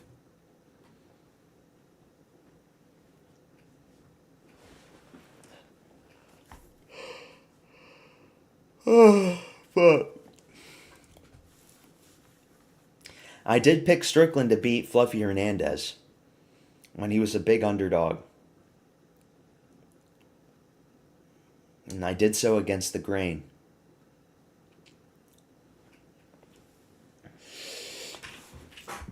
Bubby, I woke up at 4 a.m.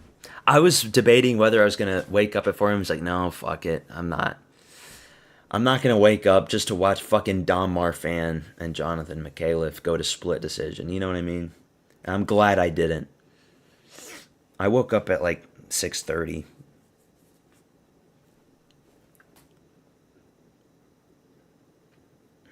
DJ's best win was Horiguchi. Never mind Henry Cejudo.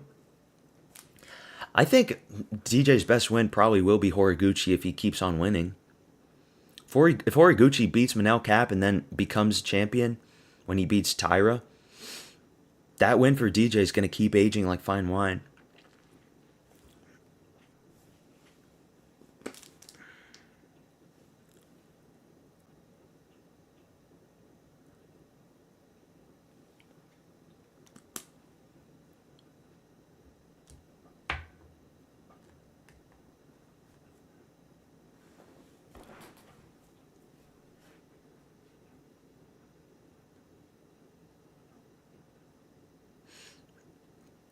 Well, in the Paramount era, they started like an hour earlier.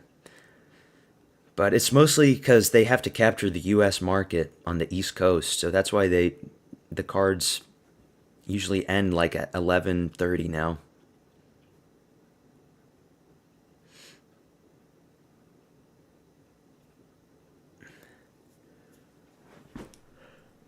That's like I think it was Leon Edwards versus Bilal, the card that happened in the UK. Co-main event was Aspinall and Blades 2. That was the one that happened like super early in the morning for those guys. But here on the East Coast, it was just like normal time for us. I don't like that either. I prefer the fighters fight at a healthy time where they feel comfortable.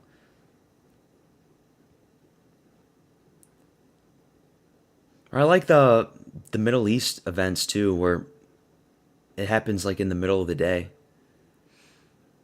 But we're probably not going to have a UFC event in the Middle East anytime soon. Unless like the war ends.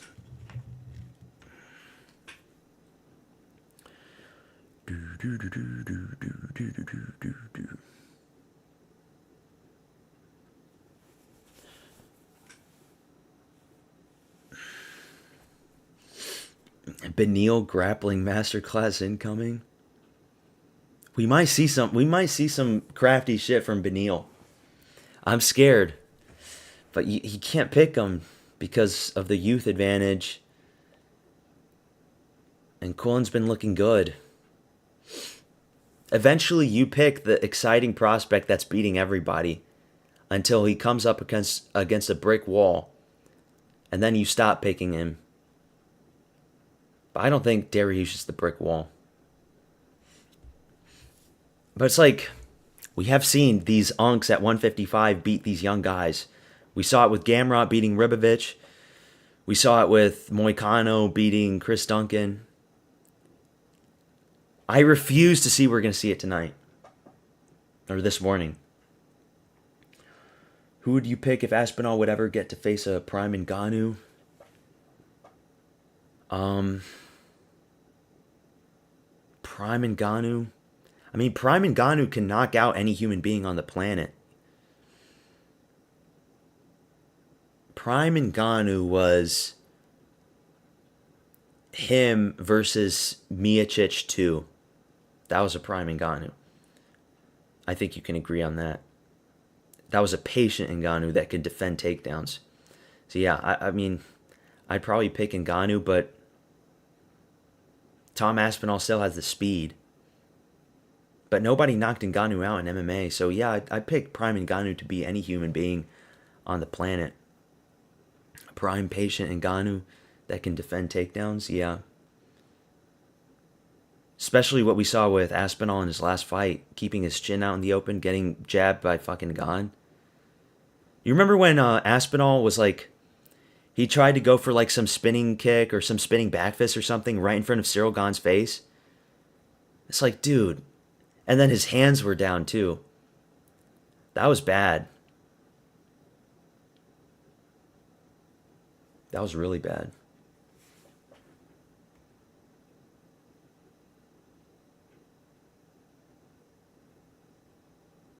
The Chinese events are probably the worst time for you guys. No, it's like the same for this event.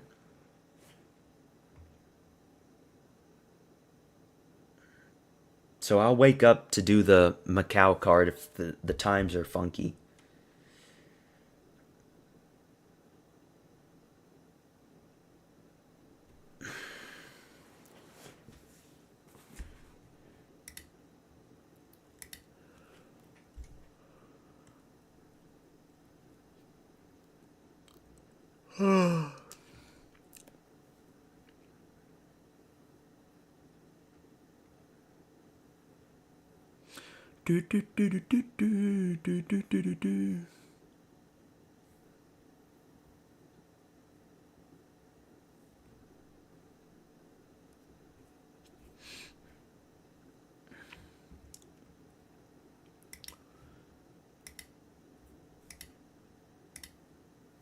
I would like to see a Prime Ngannou versus Prime Cain Velasquez. Not the washed up Cain Velasquez that we got.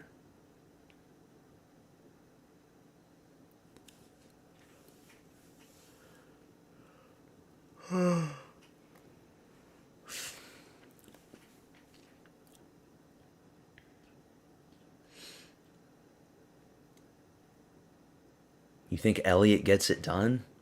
He's about to be 40 and he's a flyweight.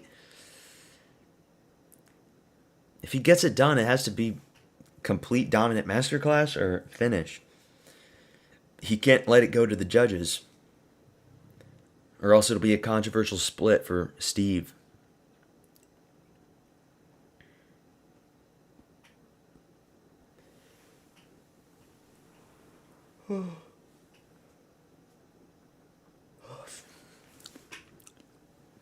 I honestly wish I skipped the fucking Tuivasa fight.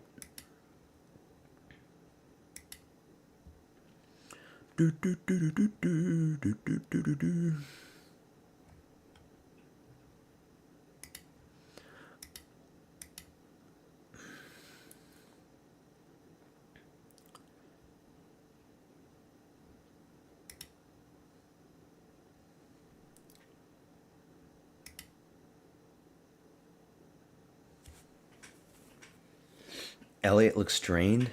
Yeah, because he's like about to be 40 years old. Imagine being 40 and weight cutting down to 125.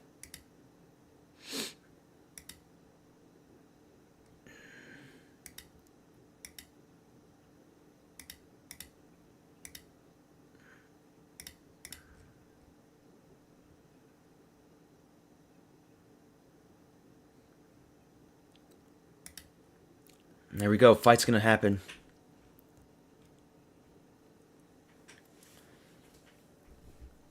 I noticed something when fighters have razor thin rounds and one fighter wins the third round, most of the time they give it the win to him. Yeah, just because they finish off strong. It's like the last 20 seconds matter more than anything if it's a close fight. That's why you got to lay it on the line and just do as much damage as you can. A little fat Aussie kids in the crowd.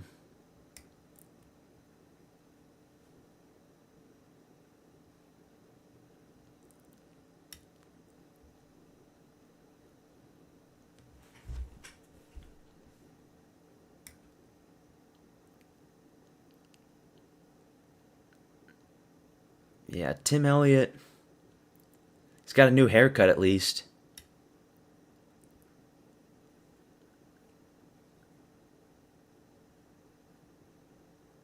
Lukasz Bosaki. Here we go. Flyweight feature fight. Questionable fight for the feature one. But here we go, round one. Am I full screen? Yeah, I am. Tim Elliott versus Steve Astro Boy Erceg. Spinning kick for Elliott. He's walking with his hands down. He's going for oblique kicks. He's getting the takedown attempt. He's got the knee down the middle. He misses it. Nothing happens there. Another oblique kick from Elliott. Another spinning back kick misses from Elliott. Stop with the spinning shit. You're going to get caught. Body kick from Elliott.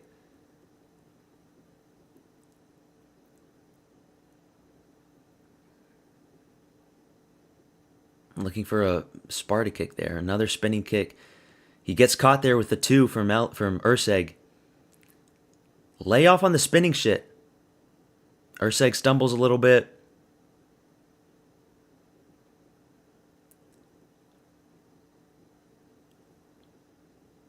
These two look like straw weights. Nah, it's just because they're tall flyweights. They're not super stocky. Yeah, they're not. Well, because they're like, well, Erceg's like what, 5'8", 5'9"? That's pretty tall for a flyweight. Elliott's like 5'8", I think.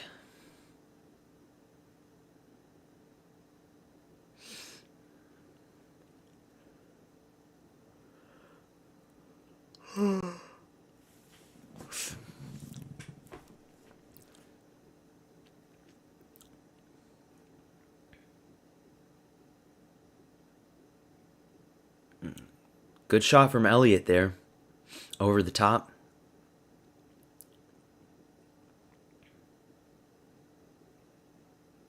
Elliott's looking for these counter check hooks. Hopefully Erceg is high IQ enough to read and go for a head kick when he's dipping down. But he's probably not.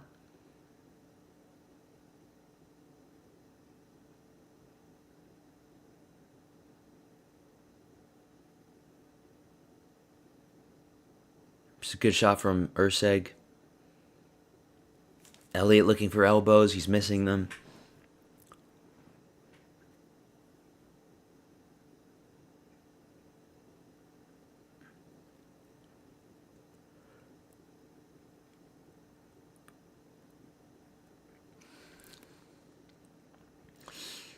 Yeah, he fights like a spurg. There's a big overhand from Elliott.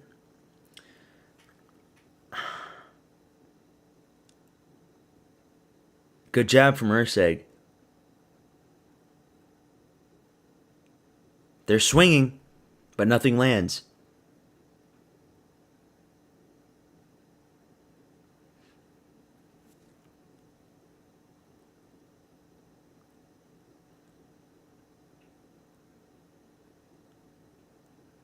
Urseg can get caught here if he's not careful. You get stumbled there.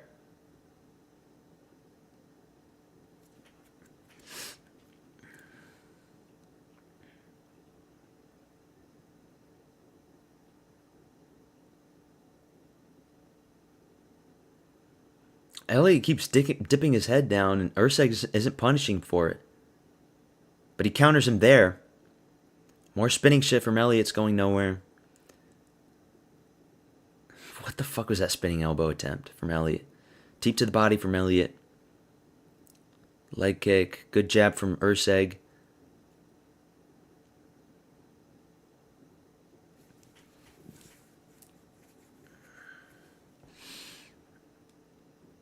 Jab from Urseg again. Pops Elliott's head back. Good right from Urseg. But Elliott catches him back. Takedown from Elliott.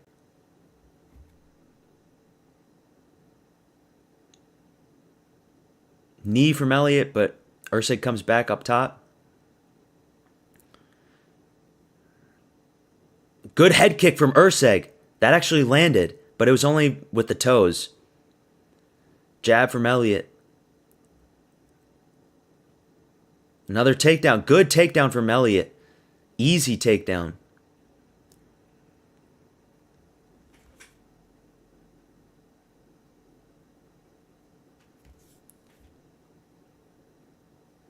I'd say Elliott won the first round because of those two little, I guess they're not knockdowns, but if we weren't in Australia, Elliott should have won that one, but they're gonna give it to Urseg. Urseg wins it. Urseg wins round one because they're in Australia.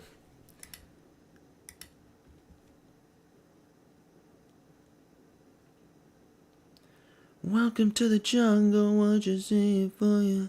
Na na na na na na na na na na na knees, knees.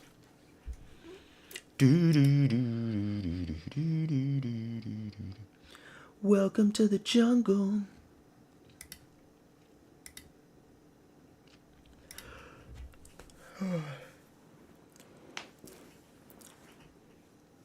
The first one was a slip. The second one looked legit. It was like a flash knockdown.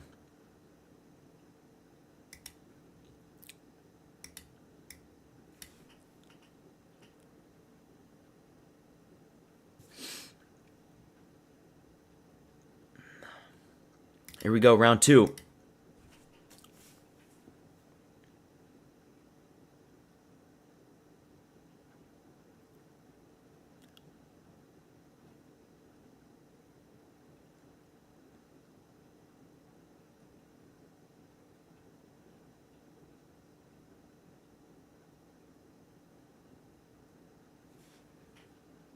Elliott's just walking around the cage in circles. Good inside leg kick from Elliott. But Elliott's breathing out of his mouth already. This is what happened. Oh, good spinning elbow from Elliott, but it's blocked. This is what happens when you're a 39-year-old flyweight.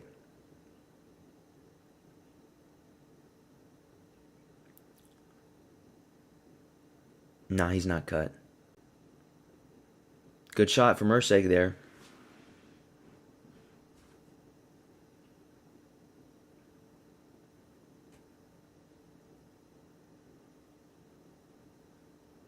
Jabs from Urseg.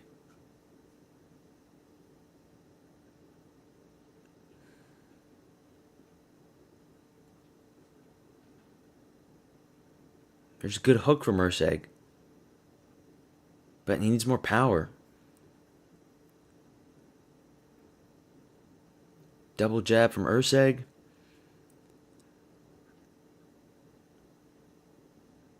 He's winning so far in this second. Big overhand misses from Elliott. Leg kick from Elliott.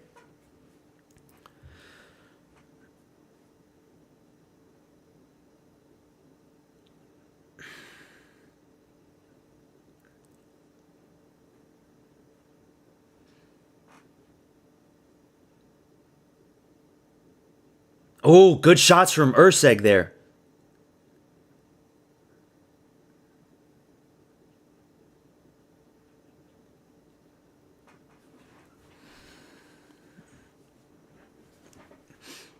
Yeah, this is what happens. This is why youth matters at flyweight. But Elliott gets a takedown. But Urseg gets right back up on his feet. He moves like one of those budget kung fu movies. I know. He's got the Asian tattoos on his back, so that's probably where he gets his inspiration from. They separate.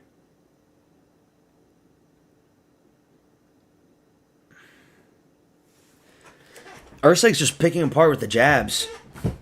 This is a good version of Urseg. A better, more refined version of Urseg. And he goes for his own takedown, but then goes upstairs.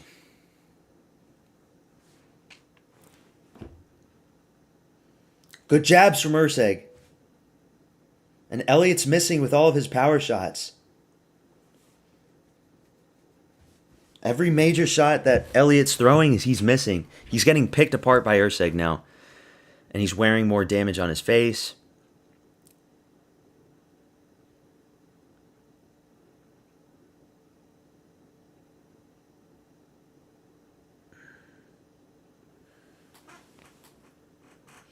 Double leg from Urseg.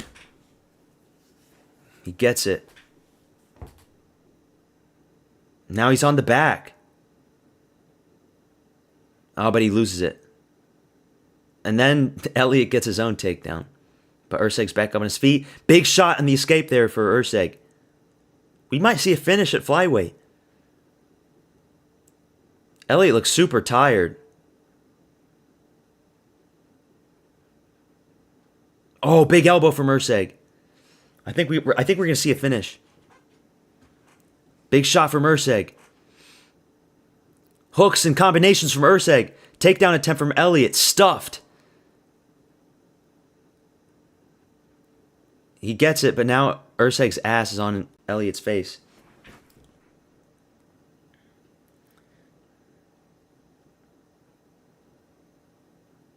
Good scrambles from Urseg.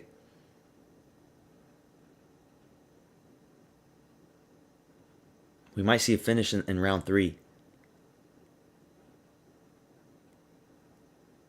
Jabs from Urseg. Big shots from Urseg. Knee from Urseg. Don't get sparked out at the end here. Hooks to the body from Urseg. Yeah, easy round 2 for Urseg. We might see a finish in the 3rd. This is why you can't always pick the young guy, but in the lower weight divisions, it's enticing. That's why I picked fucking, what was his name? Martinetti. I picked Martinetti to beat Davy Grant.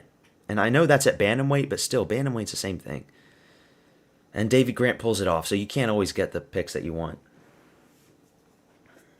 But yeah, Elliott looks fucking done.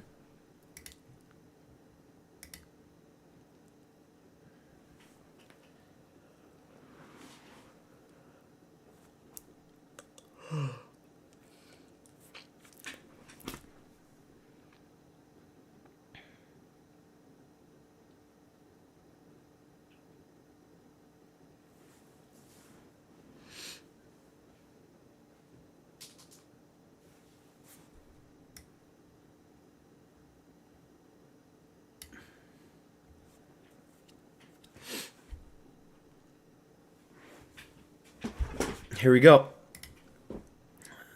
Third round. I did pick Usyk by decision, but we might see a finish.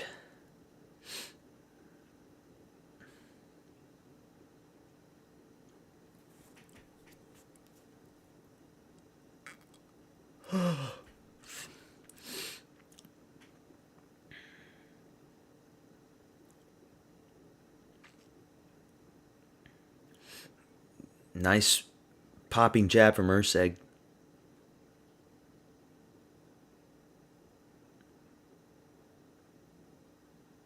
More jabs from Usyk. Elliott doesn't know what to do. It's over. 29, 28, 30, 27, whatever it is. Usyk's going to win.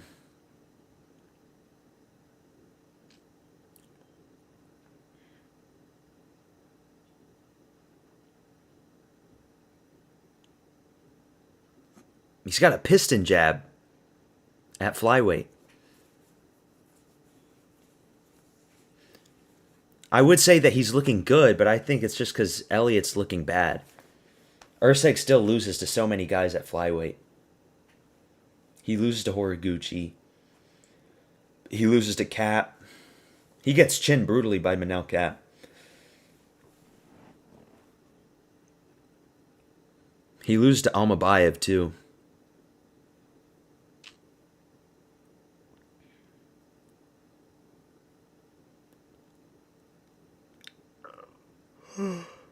Good head kick from Usyk.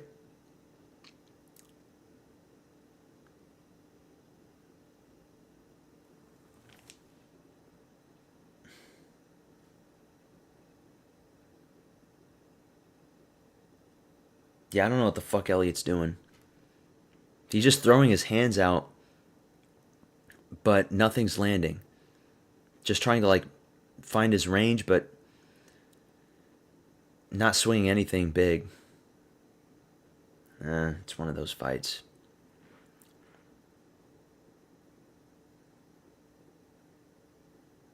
Another takedown attempt from Usyk. He doesn't get it. Combos up against the cage from Usyk.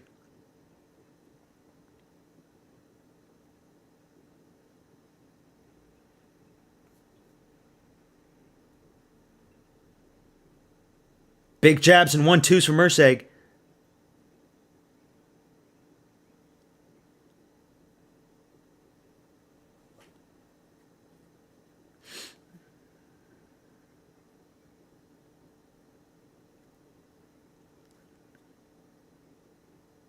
Another big jab from Usyk. Man, these jabs are really good from him.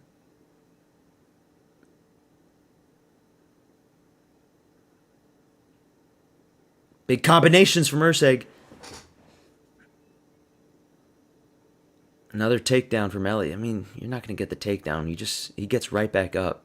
And then he turns his back up on him.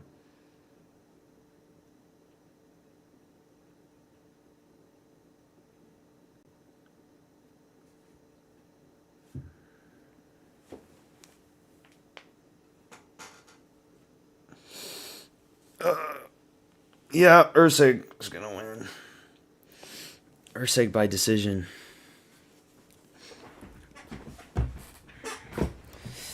We got Quillen Sal killed up next. He's probably landed like 300 jabs or something in this fight.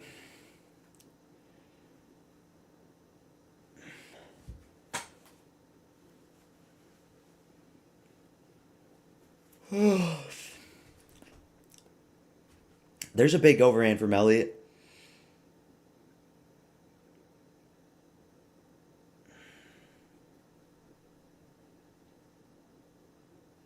Spinning back fist from Elliott. Goes nowhere. 30 seconds left. Let's see a finish.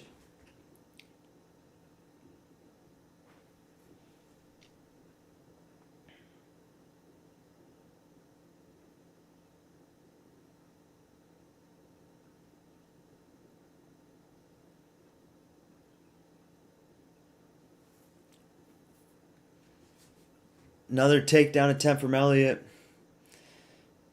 Spinning elbow from Elliott. It's over. Urseg wins on points.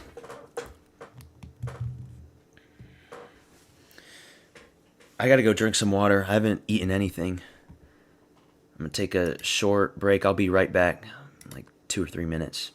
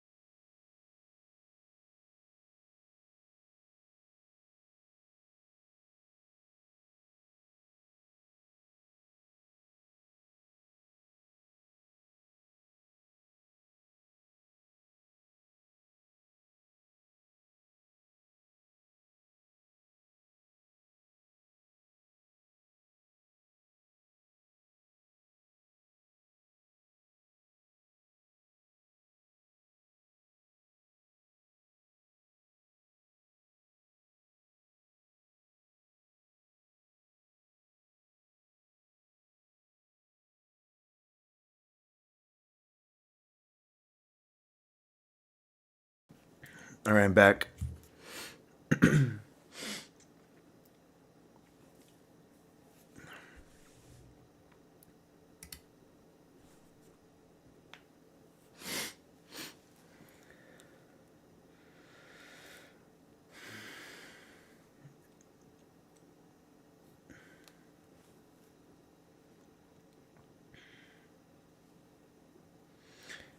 Yeah, he looked good against Tim Elliott, but it's mostly just because Tim Elliott's fucking old.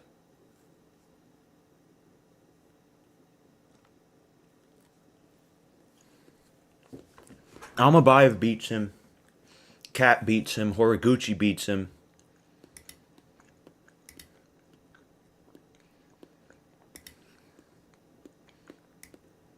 Roy Val beats him.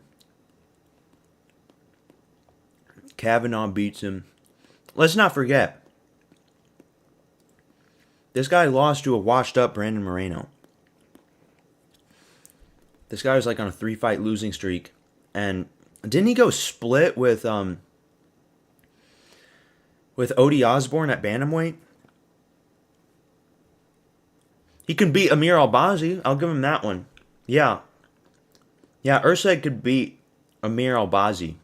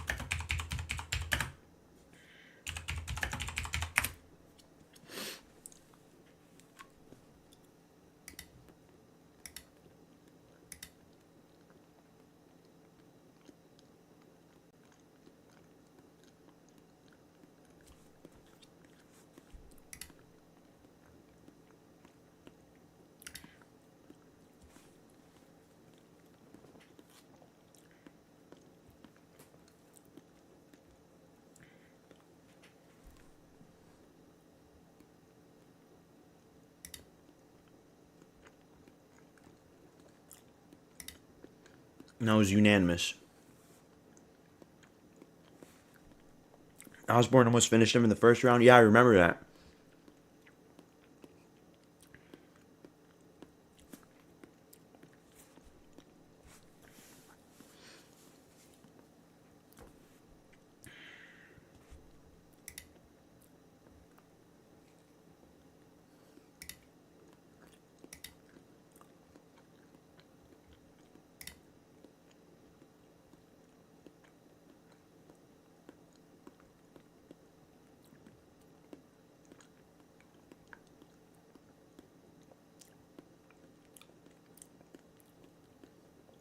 Oh, Inoue's fighting. I didn't even know.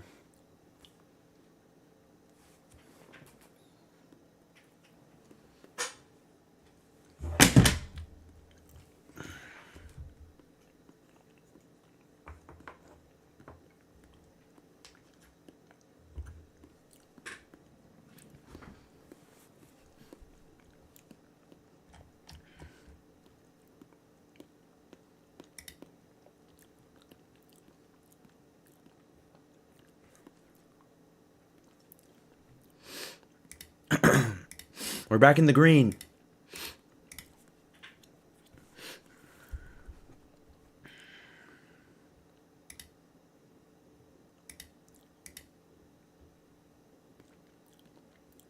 All we need is protest, really. I mean, there's no way, really, that Benny Boy gets it done, right? Let's be honest.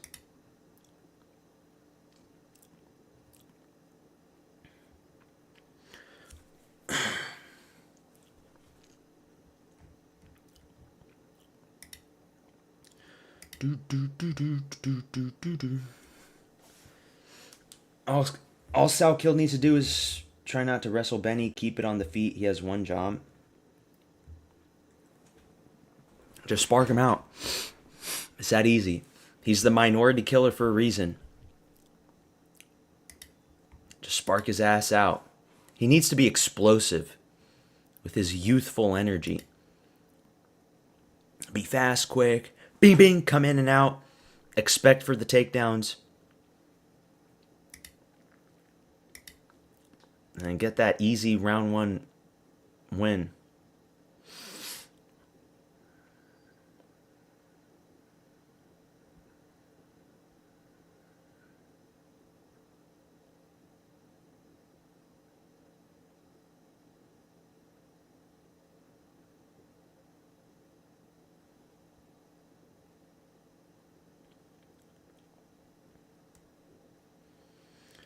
Do do do do do do do do do do do do do do do do do do do do.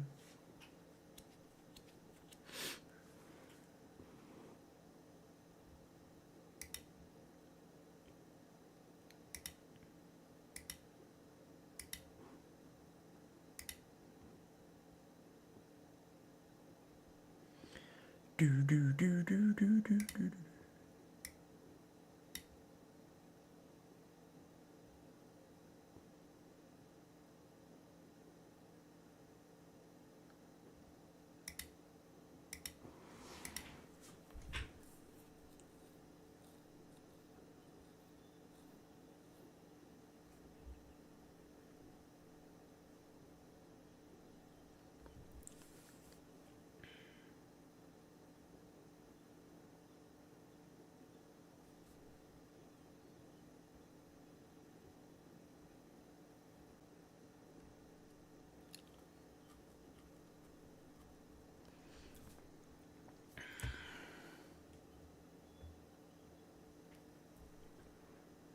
He did beat Gamrot. And he beat Money Moik, who just beat Chris Duncan.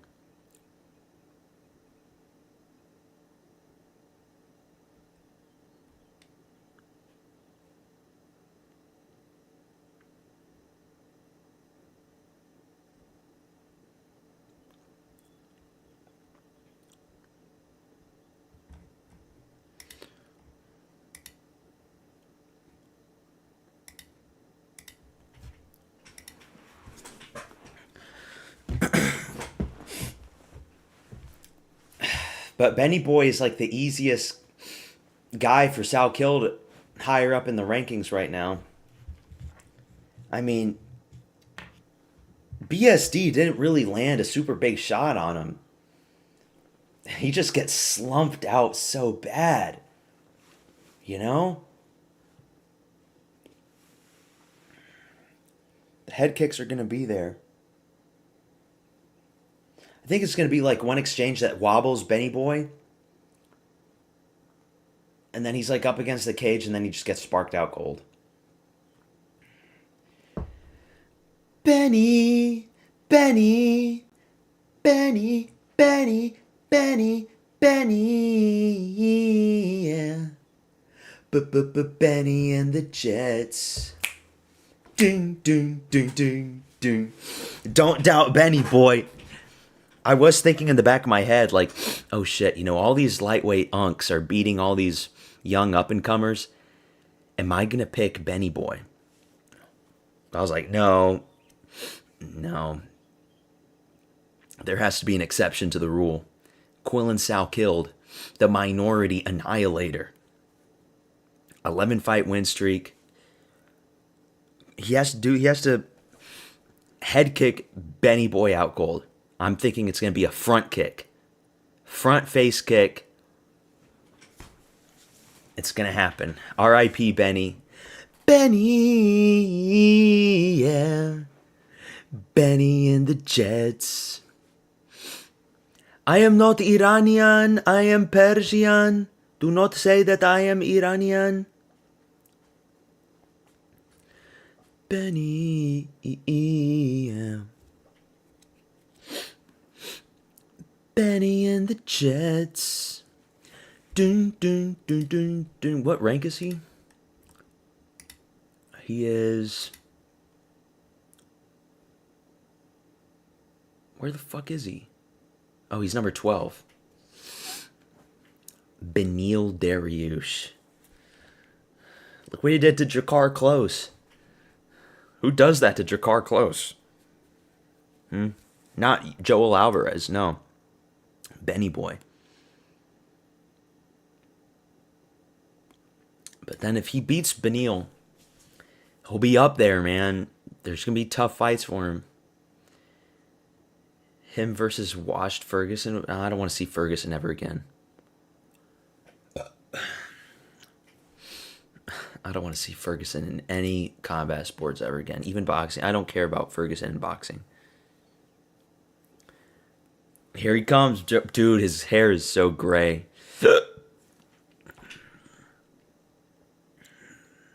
His hair is gray. He looks flabby in the belly. Benny, yeah. Benny and the Jets. Dun, dun, dun, dun, dun.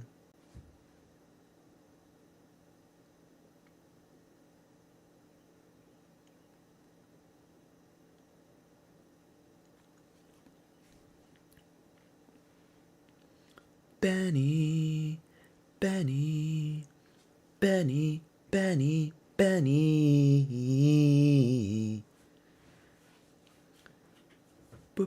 Benny and the Jets.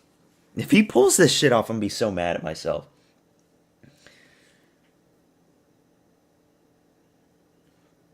He's a sacrificial lamb. Of course he is. Quillen's got this. Quillen's gonna nuke him.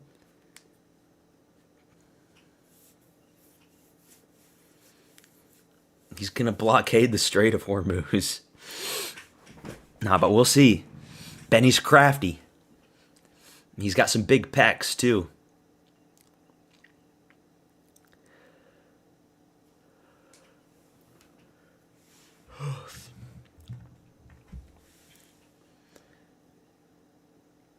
On the UFC stats, they said Benny was a Muay Thai black belt. He's a plus 300 underdog. Quillen's minus 400. Quillen Sal killed with the world's worst acne scars, but it doesn't matter.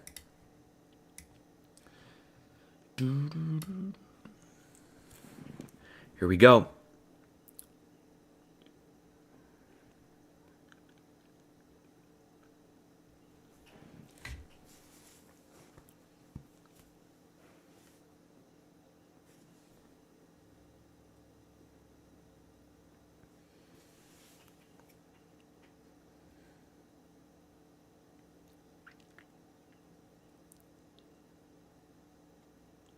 Oh, and he actually is from Perth.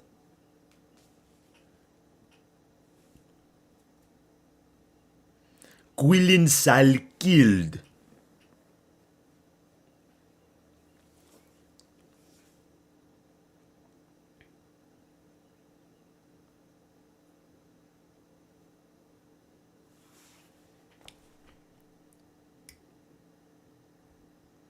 Here we go. Benny, Benny, Benny, Benny, Benny, yeah. Benny and the Jets. Ding, ding, ding, ding, ding. I mean, if he loses this one, does he retire? Rich Mitch is the ref. That's good.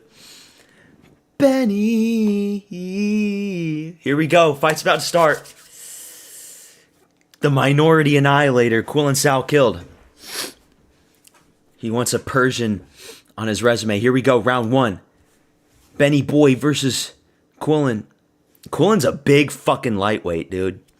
He's massive. Head kick just barely misses. He's going to be looking for that head kick. Both guys kick at the same time. Benny looks calm and composed. Oh, shit. Oh, shit. Oh, what the fuck happened? Quillen just got knocked down. But Quillen goes for his takedown. What the fuck? Benio reverses it and goes for his own takedown. He's got the single leg. He's got the high crotch. And he just slams Quillen. Oh, no. Oh, no, not like this. Oh, no. Oh, no. Not like this. He gets the trip.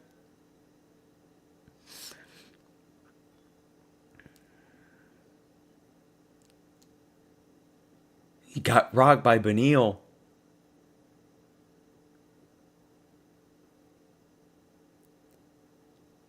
He's good now, though. Gets briefly taken down, but he's doing good defending. No, it's not going to be a masterclass. Shut up.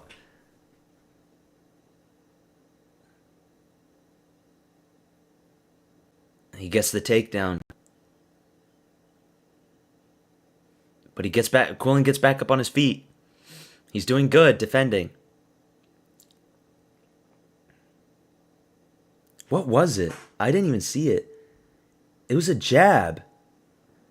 It was a flash knockdown. It didn't land flush, but it got him.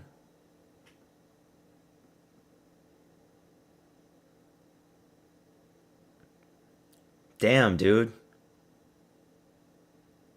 Separate, Quillen.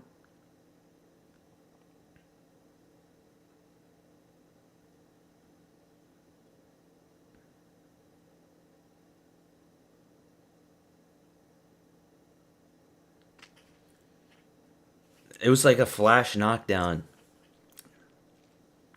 He got skimmed by a jab when he was coming with an overhand. Or no, he was coming with a big hook.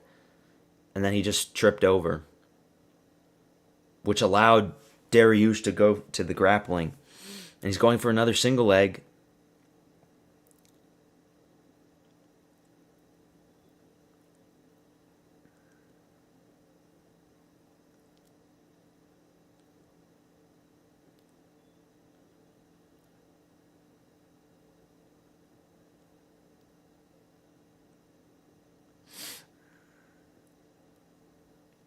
Dariush is just going for the single, but he can't get it. Quillen's just too big and too good at defending and getting back up. But he's lasted longer than BSD at least. Okay, they separate. Big shots from Quillen up against the cage. Don't go for your own takedown, bro. You have to knock him out. Big overhands. Oh, he knocks him down. But Dariush is still in it. It's over. He knocked him out in round 1. Was that an early stoppage? Or not? Holy shit. He just knocked him out. I think he got knocked out and then got slumped over. What the fuck? What the actual fuck? Quillen Sal killed. Legit prospect, dude. Legit fucking prospect. Oh yeah, Benny Boy's bleeding. Benny Boy's bleeding. Damn, dude. He's a big fucking lightweight.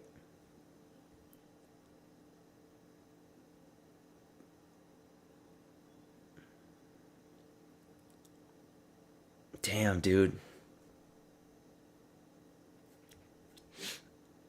It was a right hook. Oh, shots from under. Yeah, it was over. It was a good stoppage, I guess.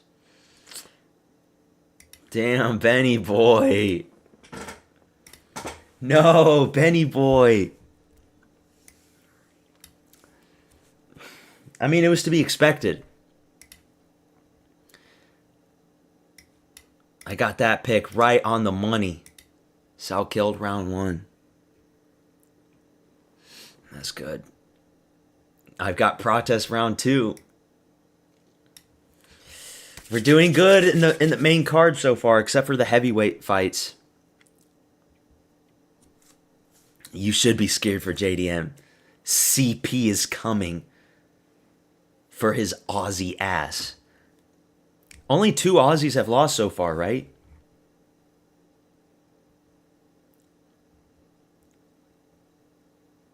Or Marfan lost, so that's 1. That's 2. Johnston lost.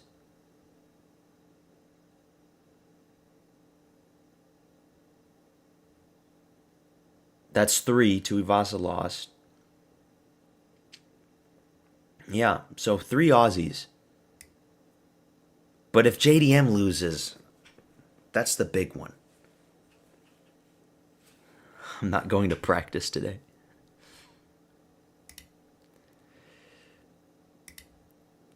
Another green name. Green on top. Let's finish off with Prates. It is over for Benny Boy.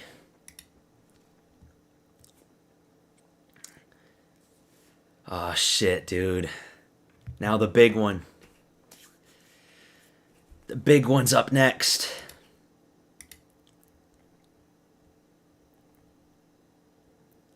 We might see JDM. We might see a Marab version of JDM. If he just comes out and wrestles.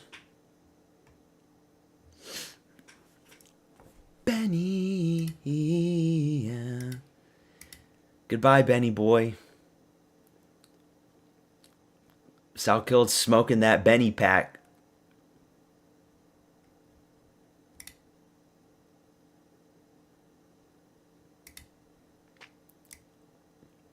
It was this exchange. This was the flash knockdown. He used the jab.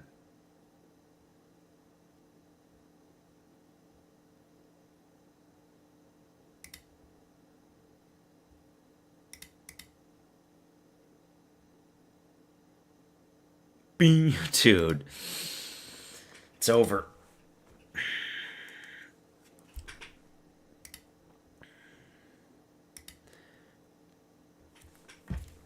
Did he call out anybody? I wasn't listening.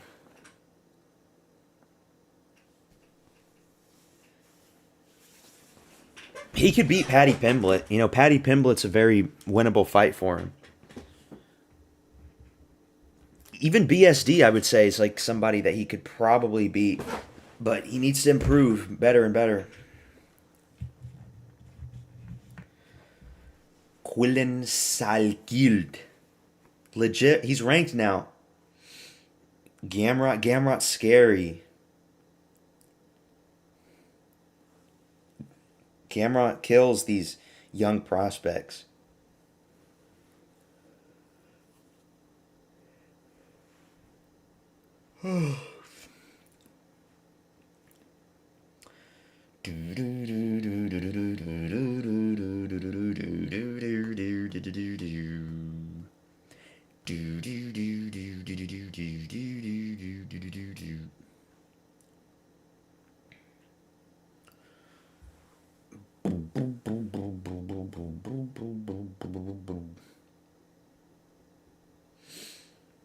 There's JDM. JDM down under.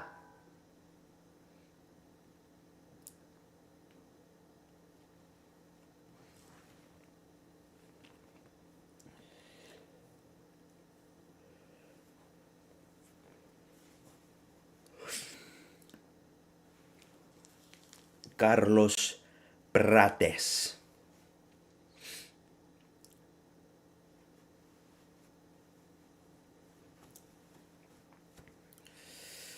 Dun, dun, dun, dun, dun, dun, dun.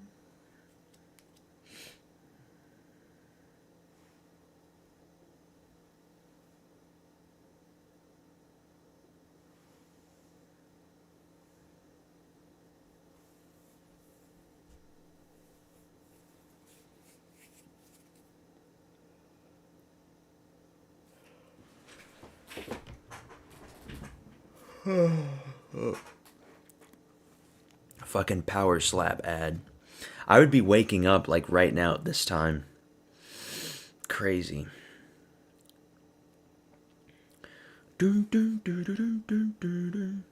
I will be doing fights to make next video for this card. So look out for that one. I think this is a good card so far. I mean, there's some shitters, of course, but it's an alright fight night compared to the last two fight nights.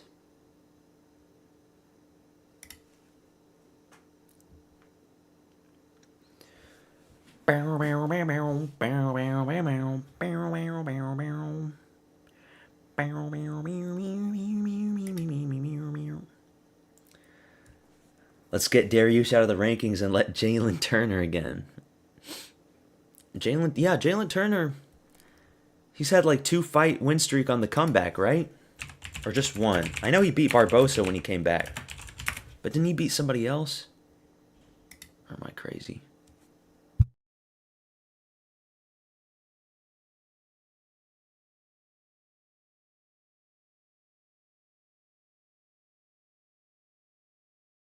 No, he just beat Barbosa.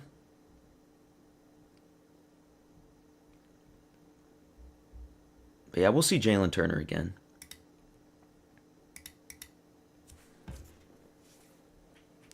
The Tarantula. Then you do Jalen Turner versus Drew Dober.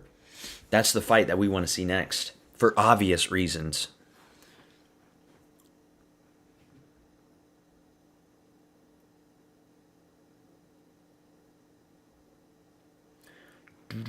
You're a big Jalen Turner fan, Kyle. The Tarantula.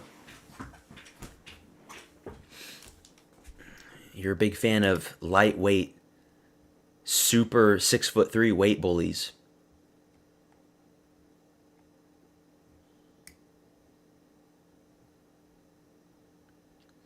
Do do do do do do do. Do do do do do do do do do.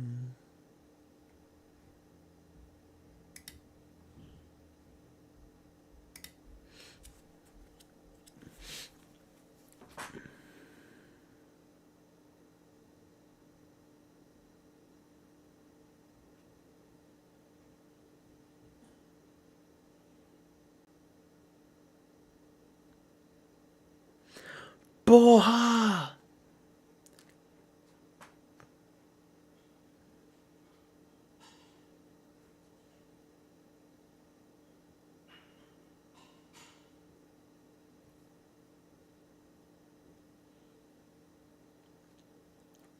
There's great highlight reels for Protest, man.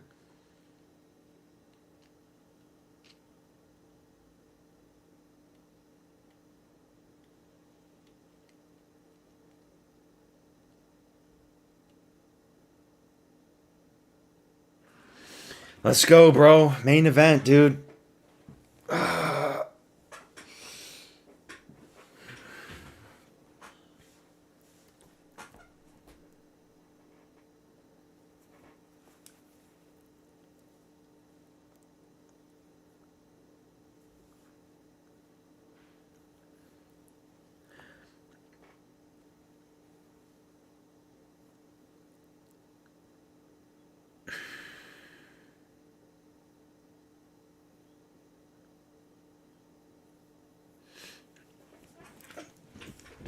Let's go, bro. I want to see a round 2 knockout.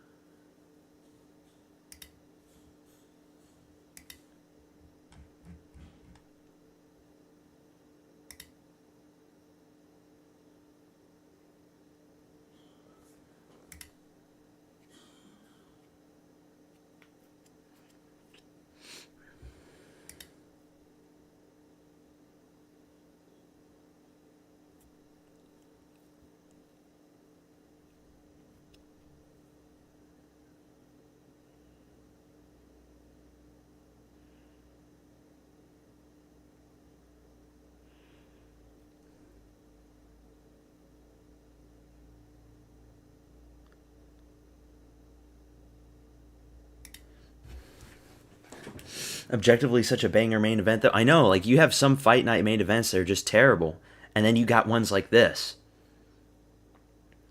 It's great.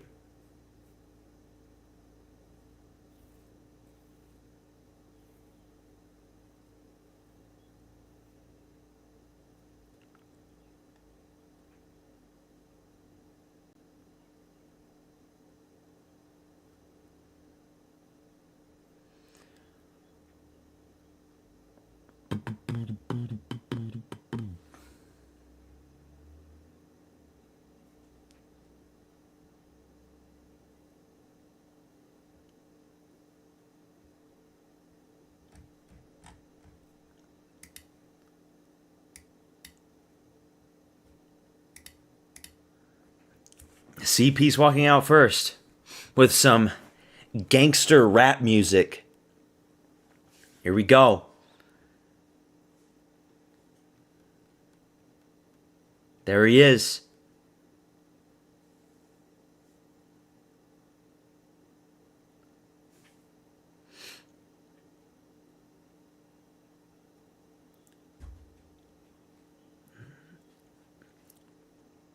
Number 5th ranked.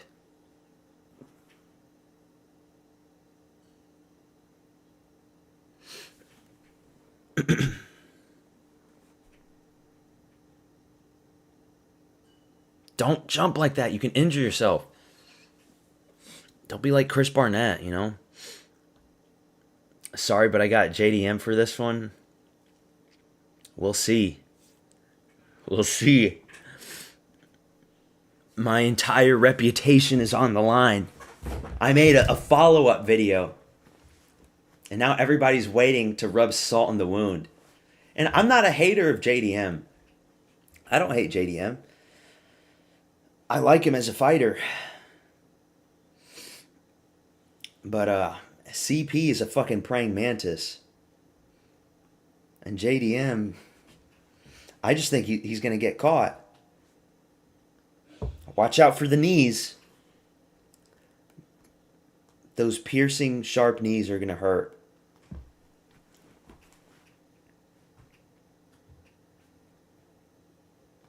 Five-round fight. I don't think it's going to go the distance. Somebody's getting knocked out. Somebody's getting destroyed.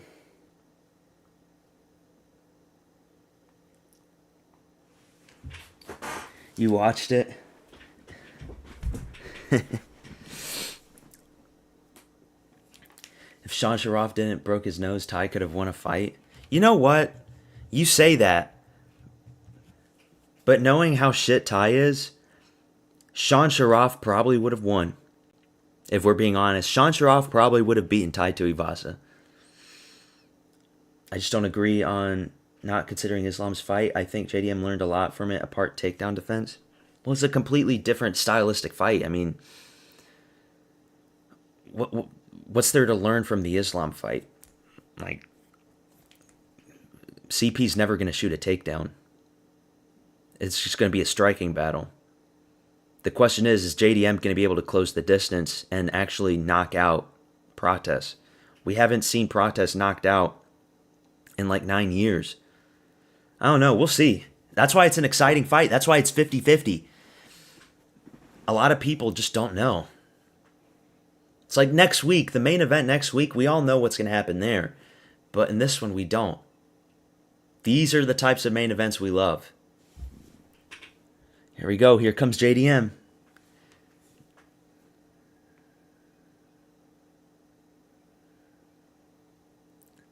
I'm TNT.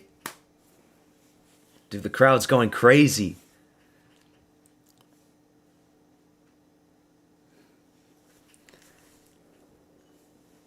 Dude, but remember after he beat Bilal, it was on the hype train, and I was on his hype train when he beat Bilal. And then the massive aura loss, losing to Islam. But here he comes with the broken nose, or the crooked nose. Probably patience and counterattacking. He said in many interviews he saw openings he didn't take advantage of. I hope he goes in way more confident, brawls with no fear. We'll see. We'll see. We'll see. TNT. Prates is 6'3", all limbs, praying mantis build.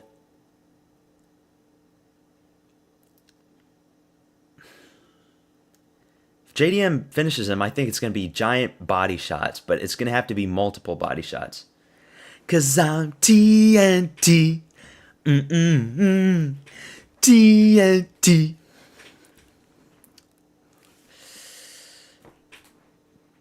There's fucking brother. Is that his brother? It looks just like him. That's got to be his brother, right? Here we go, bro. He looks in great shape. You got to admit. He looks very vascular. He looks great. He's still the #1 ranked welterweight. 'Cause I'm TNT. You talked so much shit on JDM ending Islam's streak. It's so weird watching you picking against it. Because I get caught on hype trains and then I get off the hype trains. I was so on JDM's hype train. And if he wins tonight, fine, I'll be back up on it. Where's bedtime? He's in the crowd somewhere. I thought Ian Gary was taller than him. They're like the same height. Because when JDM was stuffing Bilal's takedowns, I was like, oh my god, he stuffed Bilal's takedowns. Therefore, he's going to be able to stuff Islam's takedowns. It was a casual take at the time. I was like, no, that's not what's going to happen.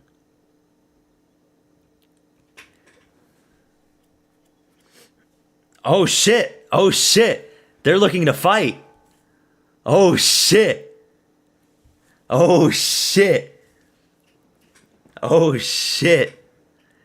Dude, they were getting into it there. Oh shit, we gotta fight. We gotta fight here, motherfuckers.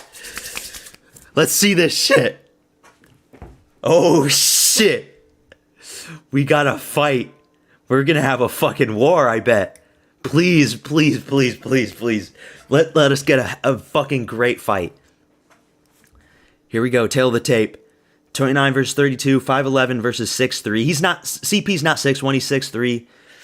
Look at the reach, though. That's what I'm talking about. 5-inch reach advantage. That's a lot. That reach. You were the hype train? Nah, I was on the MMA Guru hype train, too. MMA Guru picked JDM as well. It's a pick'em fight. I'm not commentating, I'm leaving. I can't watch. No, you can watch. Or, I mean, yeah, watch the stream. But you don't have to watch my stream. My heart can't take it. Here we go, bro. Oh, shit. Main event. Dude, my heart's fucking pumping. It's rare when we get a main event like this. on a fight night.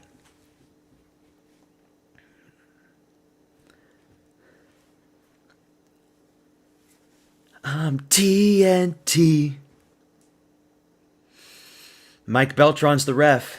I'll be back after the fight, y'all. See y'all. See ya, bro. Who did you pick? Oh, you picked JDM, didn't you? Yeah, Stickman, you picked JDM, I think. Do protests with the child... Oh, Ozzy. That's good. Bruce Buffer wouldn't have done that. All right, bro. See you soon.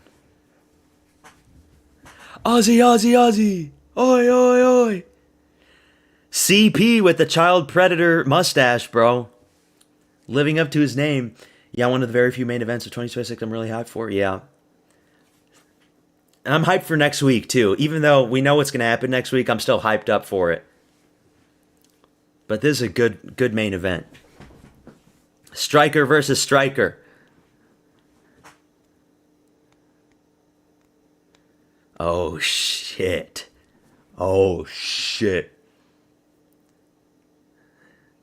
There's JDM, yeah?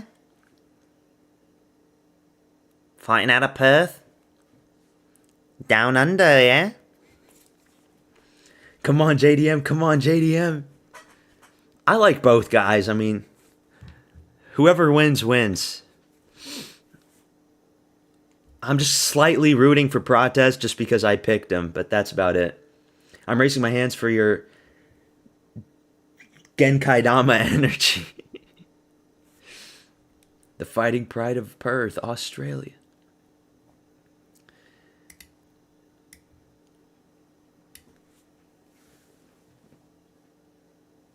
Della Maddalena. Dude, the Aussie crowd is crazy. I'm TNT. Oh shit. They touch gloves. Oh shit. Fight's about to start. No, they did touch gloves. What are you talking about, commentator? Fight's about to start. Get ready. Fasten your seatbelts, motherfuckers. We about to go to the fucking Thunderdome. Fight's on. Round 1. JDM versus CP. Oh my god. CP's fucking tall, dude. He's massive. Oh shit. Fucking praying mantis build. Yup, JDM's already looking for the jabs to the body. Leg kick misses from CP. Please, JDM, send him to the favelas.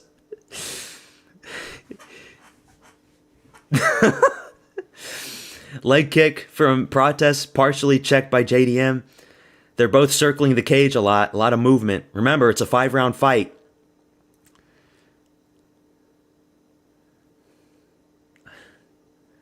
Yeah, Prates is too dangerous.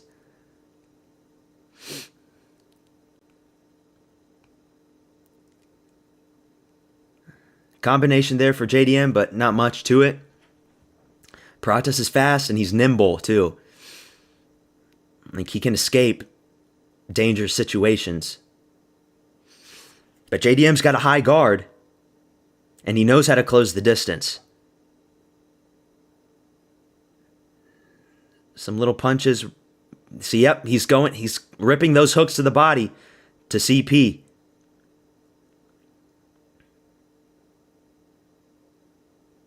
High guard. Prates needs to close in and go with the knee. The knee will pierce that high guard. Just like he did against Charles Radke.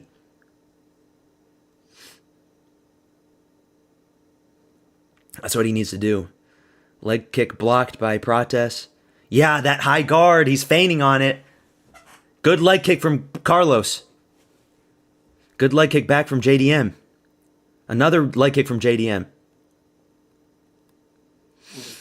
He's not going to land up top on his face with that tight guard. Leg kicks from both guys. Keep your hands up, Carlos. Keep your hands up, please. Overhands can still catch you. Good jabs from JDM, push Prates back. Leg kick from Prates. 1-2 misses from CP. JDM ducks it. Another leg kick from JDM. JDM learned how to throw some leg kicks after the Islam fight. He learned, bro. Carlos is grabbing his arms. Not much there. Oh, shit. Come on, Prates. Just spark him out in front of his home turf. 1-2 from Prates. Jab, but it's all blocked. It's all blocked. He's feigning the leg kicks. Yep, told you. Wait, are you ahead of me? Oh, yeah. You told me about what he learned with Islam, yeah. Fast strikes from CP, but it's all blocked. Another leg kick from CP. He didn't check that one. Body kick from CP, partially blocked. He's not blocking every single leg kick, and there's a little redness already on JDM's right leg.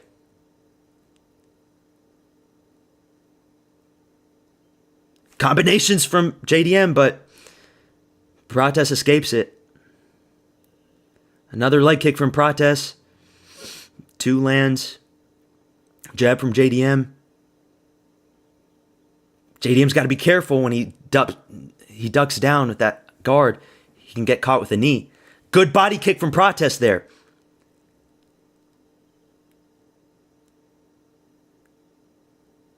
Fuck, bro, I'm shitting my pants. Oh, good 1-2 from Prates. Good knee from Prates. Landed. That's why JDM's got to be careful. Cause the knees, man. But Prates has to keep his fucking hands up. Don't get cocky now, motherfucker. Or else you're gonna be scrubbing dirt in the fucking favelas, and Moster's gonna be making fun of me.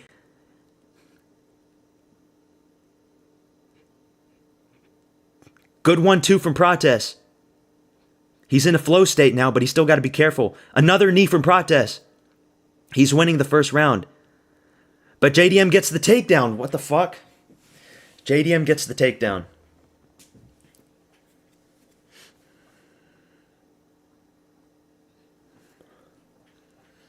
But there's only 15 seconds left.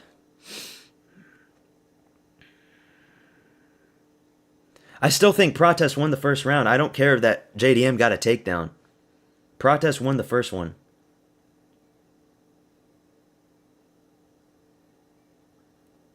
Prates wins round 1. Takedown doesn't mean shit. He did nothing with it. Did no damage.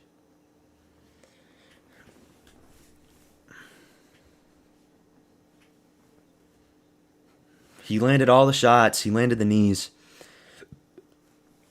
Prates wins round 1. But Prates needs to stop being cocky. He needs to be calm, cool, and collected. I did not like that at the end there. He got taken down because he got cocky.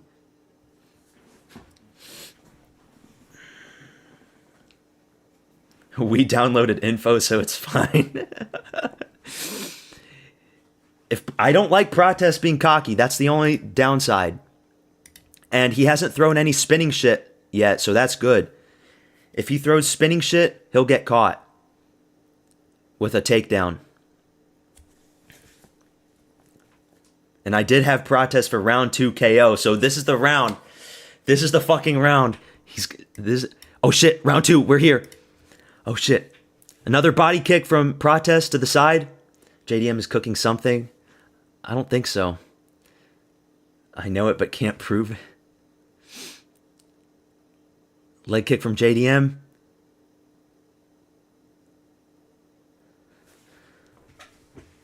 Counter shot from JDM. Pushes Prates back. But, like I'm telling you, the distance, man. It's so dangerous for JDM to close the distance. Because Prates is so scary and imposing. And he can catch you with anything. With a flying knee. Spinning elbow. Any shot. There's another knee! JDM tried to catch the leg, but it slips out. Those knees are landing too.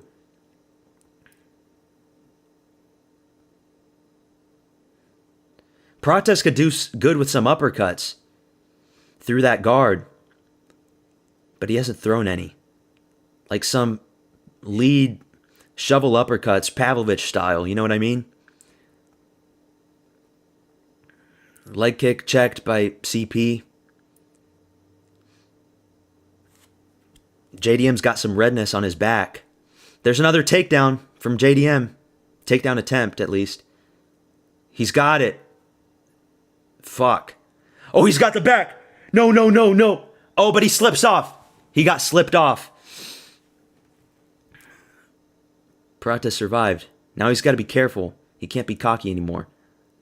Weird elbow from Prates. 1-2 blocked. Good jab from Prates. Another knee from Prates, but blocked. 1-2 from Prates. Another 1-2. Jab from Prates. He's just so long, dude. He's so fucking long. It's a fucking praying mantis. Jack tried to go for another takedown, but, too far away. Prates needs more knees to the body, not the face, the body. Because the knees to the face are being blocked. Another 1-2 blocked by JDM. Bro, how the fuck does he have this cardio after smoking packs of cigarettes? Because he's still in his prime. He's 32. It's a prime years for a man. The smoking will come in when he's older. Good uppercut from JDM.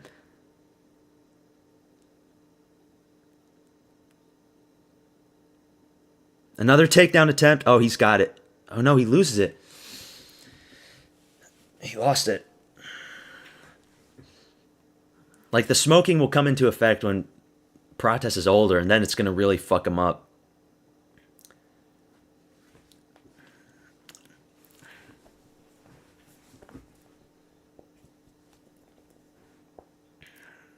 In the clinch, they separate. Stop talking to him. Good leg kick from Prates. Uppercut misses from JDM. Hooks to the body from JDM. Good exchanges from both guys. Oh, big knee from Prates. 1-2 down the pipe. Head kick. Oh, it wobbled JDM. It wobbled him. He's gonna get knocked out in round 2. Another knee. Please. 1-2 from Prates. But Jack with, big knee from Prates. Big shots from JDM. He fires back. Holy shit. A minute left.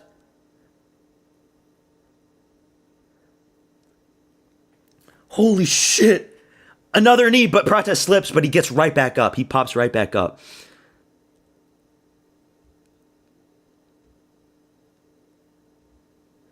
Prates looking for the elbow.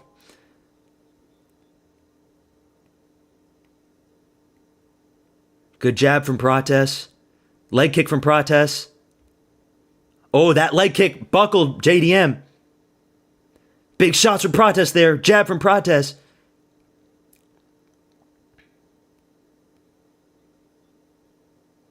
Another knee from Prates. And he's breaking through the guard. He's cracking through another knee. Like I said, the fucking knees. He's backing up JDM for once. Oh, big elbow from Prates. 10 seconds left. Spinning elbow attempt misses. He's breaking JDM. Oh, the leg kick. Oh, dude, he's done. His leg is fucked. His leg is fucked. Oh, shit, it's over, dude. Not in round 2, but, dude, he's gonna get fucked in round 3. His calf is fucked. Corner needs to stop the fight. He's gonna get knocked out cold in the 3rd if they don't stop the fight. If they don't stop the fight, he's gonna get knocked out cold in the 3rd. He's gonna get fucked up in the 3rd if they don't stop the fight. If the corner doesn't stop it.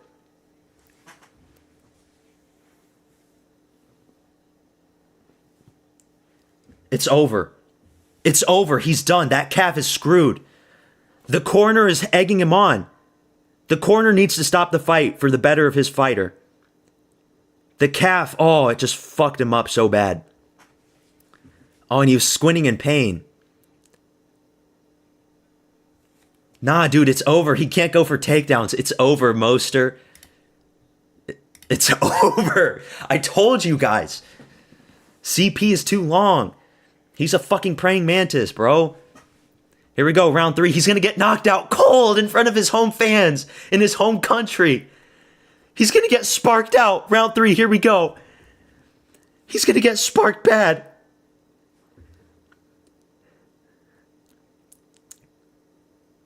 But he's still in the fight.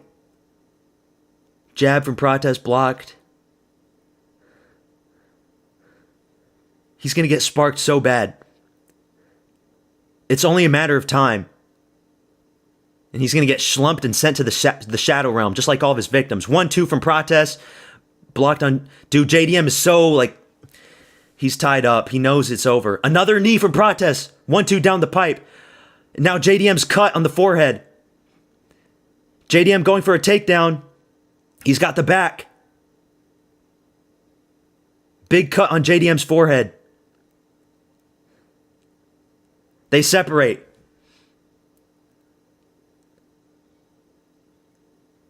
Oh! Body kick from Prates. Another knee from Prates. 1-2 down the pipe. He's beating the shit out of JDM.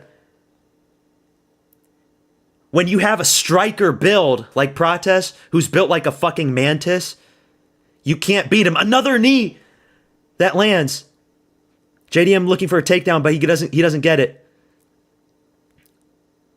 Oh, dude, he's cutting the angles now, too. He's going to destroy him, dude.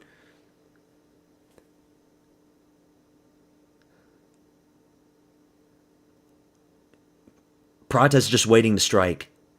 And you just know when he finds an opening, he's going to land, and then it's all going to be over. A lot of blood coming out of JDM's face. I like JDM. I do. But striker versus striker, you have to pick Prates. Head kick! Oh my god! He gets back up. Oh, big hook.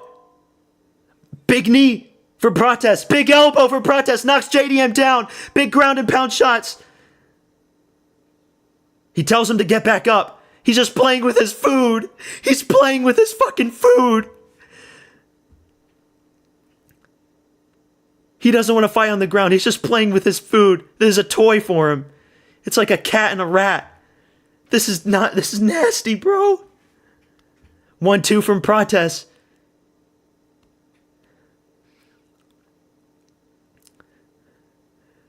Big knee again for Prates. Big elbow for Prates. Another one. Dude, JDM's got a fucking chin. JDM's so fucking tough. How the fuck is he not down, bro? He's just playing with his food. This nasty big jab from Prates. Another knee. Oh, dude. Oh, dude. The fucking calf. Oh, the calf again and again. Stop it. Stop it, Beltran. Stop it. Ground and pound shots from Prates. Elbows. Elbows. Not like this. Beltran's gonna stop the fight. It's over. I fucking told you. I didn't want to be right. I didn't want to be right, but I told you. Fuck. I'm sorry. I'm sorry. I'm sorry. It's just too much. He's so fucking good. He's just... As a striker, he's just too good. Let me tell you. JDM, he's a good boxer. He's a good striker. But he's 5'11". Prates is a good striker. But he's 6'3". Why does that matter? Because of the length. Because of the reach. Because you can fight at range. Because the leg kicks, the knees, you can get away with so much more when you're a taller striker. This is why Izzy was able to be a champion for so long. And why the only guy to destroy Izzy's reign as champion was another tall, lanky striker like Alex Pereira. Tall, lanky strikers win. Now, if Prates were to face Islam Makhachev, he loses. If Islam faces Prates, Islam destroys him with the grappling. But damn, props to JDM. JDM is tough. Holy shit, I told you guys. Round 3, knockout. I predicted round 2. I hate being right sometimes, but I love it, bro. Green name for Prates. I like JDM still. JDM still is going to be able to beat a lot of guys at welterweight, okay? JDM beats a lot of guys at welterweight. He'll be a great welterweight gatekeeper. But Prates is just that good. They got to do Islam versus Ian Gary now, though. Because Gary actually did beat Prates. And see, the only guy to beat Prates was another guy who's tall and long and lanky. There's a lot of stuff in chat. I'm not going to be able to read all of it. Let's see what you guys said. Islam better get that boy down. He will. He'll get him down. Because JDM got him down. And if Islam gets Prates down, Prates ain't getting back up. You're dead to me. Prates might be in my top 3 strikers now, maybe even in front of my GOAT MVP. Dude, he's better than MVP. MVP's fucking boring. MVP hasn't finished anybody in the UFC. He's fucking terrible. Prates, all of the fights that Prates has been in, except for the Ian Gary fight, he's finished in brutal knockouts and brutal fashion. Fuck. Islam, you're our last and only hope to shut down this Brazilian bully. He's all bones, no muscle. That's why he can make weight. He's 6'3", just a bony skeleton striker. Dude, I love him, man. That was nasty. Carlos looks good. For all the new people in chat, subscribe to the channel if you haven't already. I'll appreciate it. Prates and Morales, that would be a good one. But Morales is a fucking weight bully. I keep telling people Prates is Alex 2.0. One of the first to say it. He is. And people think Morales can beat Prates on the feet. If Morales has good takedowns, he'll probably keep Prates down just because he's fucking massive. Forge, I blame you. You ruined my weekend. I told you, Stick Man. I told you. You're dead to me. What did we get? We got 1, 2, 3, 4, 5, 6, 7, 8. We got 8 right. 5 wrong. We would have gotten more right if I picked Pericic. I wanted to pick Pericic, but I had to change my profile picture beforehand.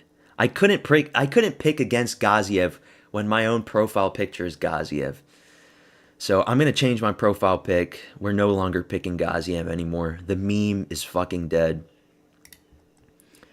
Damn, dude. It's over.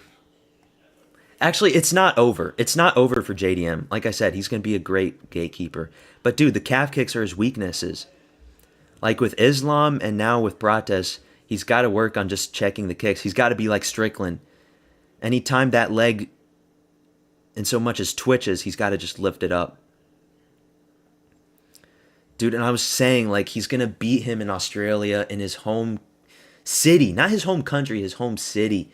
In front of all his fans. Dude, the audience was fucking silent. Who hits harder, Morales or Prates? I think both of them hit really hard, but their power is different. Like, Morales has thudding power because of his size and because he's so big for the division. But Prates has power mixed in with his speed. And he can hit you with a lot of unpredictable shit that you don't see coming.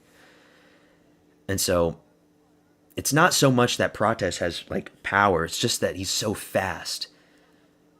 And the speed mixed in with it. Like, you know, he did a spinning elbow.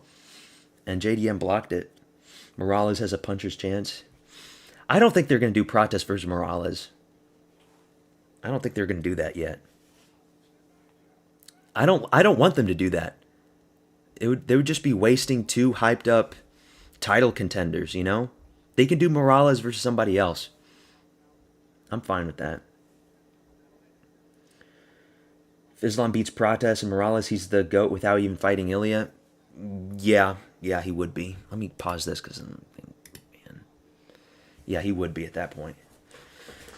Undisputed GOAT for sure. Needs to learn the iCarly stance. Yeah. And Topuria wanted to move up. Prates picks him up by the neck with one hand and throws him outside the octagon. That's what I was saying. Like, Ilya's just way too small for welterweight. Could you imagine that? Remember, Ilya versus Jai Herbert. Jai Herbert is legit 6'1". And Jai Herbert caught him with a head kick. Prates is 6'3". Imagine all the fucking shit that Prates would land on Topuria. Topuria wouldn't even be able to reach Prates' chin. He'll be too long and tall. No. Topuria needs to stay the fuck away from 170. Either stay at 155 or retire. I don't want to see Ilya ever move up to 170 because there's too many contenders at welterweight now. I don't want to see Ilya get a title shot before Prates or Morales at this point. He doesn't deserve it. He needs to stay at 155, beat Gaethje at the White House, and then fight Arman Tsarukyan. And then there's plenty of contenders afterwards. He can fight BSD after Arman. Both have the death touch, but Prates hits harder in my opinion. Yeah, it's just because Prates has elbows and shit. And also, Morales had a free win with a washed up Gilbert Burns. I want to see Morales versus Islam more. Carlos versus Islam, I feel like we know how that fight will go. Yeah. Islam picks up Carlos with a single leg, trips him, and then the fight's pretty much over. If Islam doesn't finish Prates with a submission, he'll just win 50-45 unanimous decision. Like, as soon as the bell rings, Prates' only hope is just landing a random flying knee. Like Masvidal versus fucking Ben Askren or something like that. You know what I mean? That's his only hope to beat a guy like Islam. Just a fluke KO out of nowhere. Bro, this guy in my fucking chat. What he said? He said, I will come back here when JDM puts on a boxing masterclass and rips Prates with body shot to head combos, you casual. What were you saying? Nah, but I like to make these videos when I'm confident. I made a video like this with Volkanovski and Diego Lopez too. I made it with Paddy Pimblett, and I got those right. I did make one for JDM and Islam, and I got that one completely wrong. But damn, it's over. It's over, guys. I would like to... Oh, that's you, Dragon? I made a severe lapse in my judge. It's okay, bro. We all make severe lapses in our judgment. Look at me. I picked fucking Gaziev. Okay? But yeah, I'll be making a fights to make next video after this one for sure. Great card. Started off stinky. Started off at a weird time, but it's Australia. Prates is a fucking demon. Fucking demon, dude. Thanks all for tuning into the stream. Oh yeah, I got the split screen, man. I got the stream set up in that way. The split screen is good. For the new people in chat, subscribe to the channel if you haven't already. Appreciate it. I'm going to be ending the stream soon. Let's look at the rankings real quick before, though. We got Chimaev and Strickland next week. I'll be streaming that one for sure. Let's look at welterweight. Prates is number 5. He'll be the number 1 contender. In all honesty, I think Ian should be the number 1 contender. Just because he did beat Prates. But, yeah.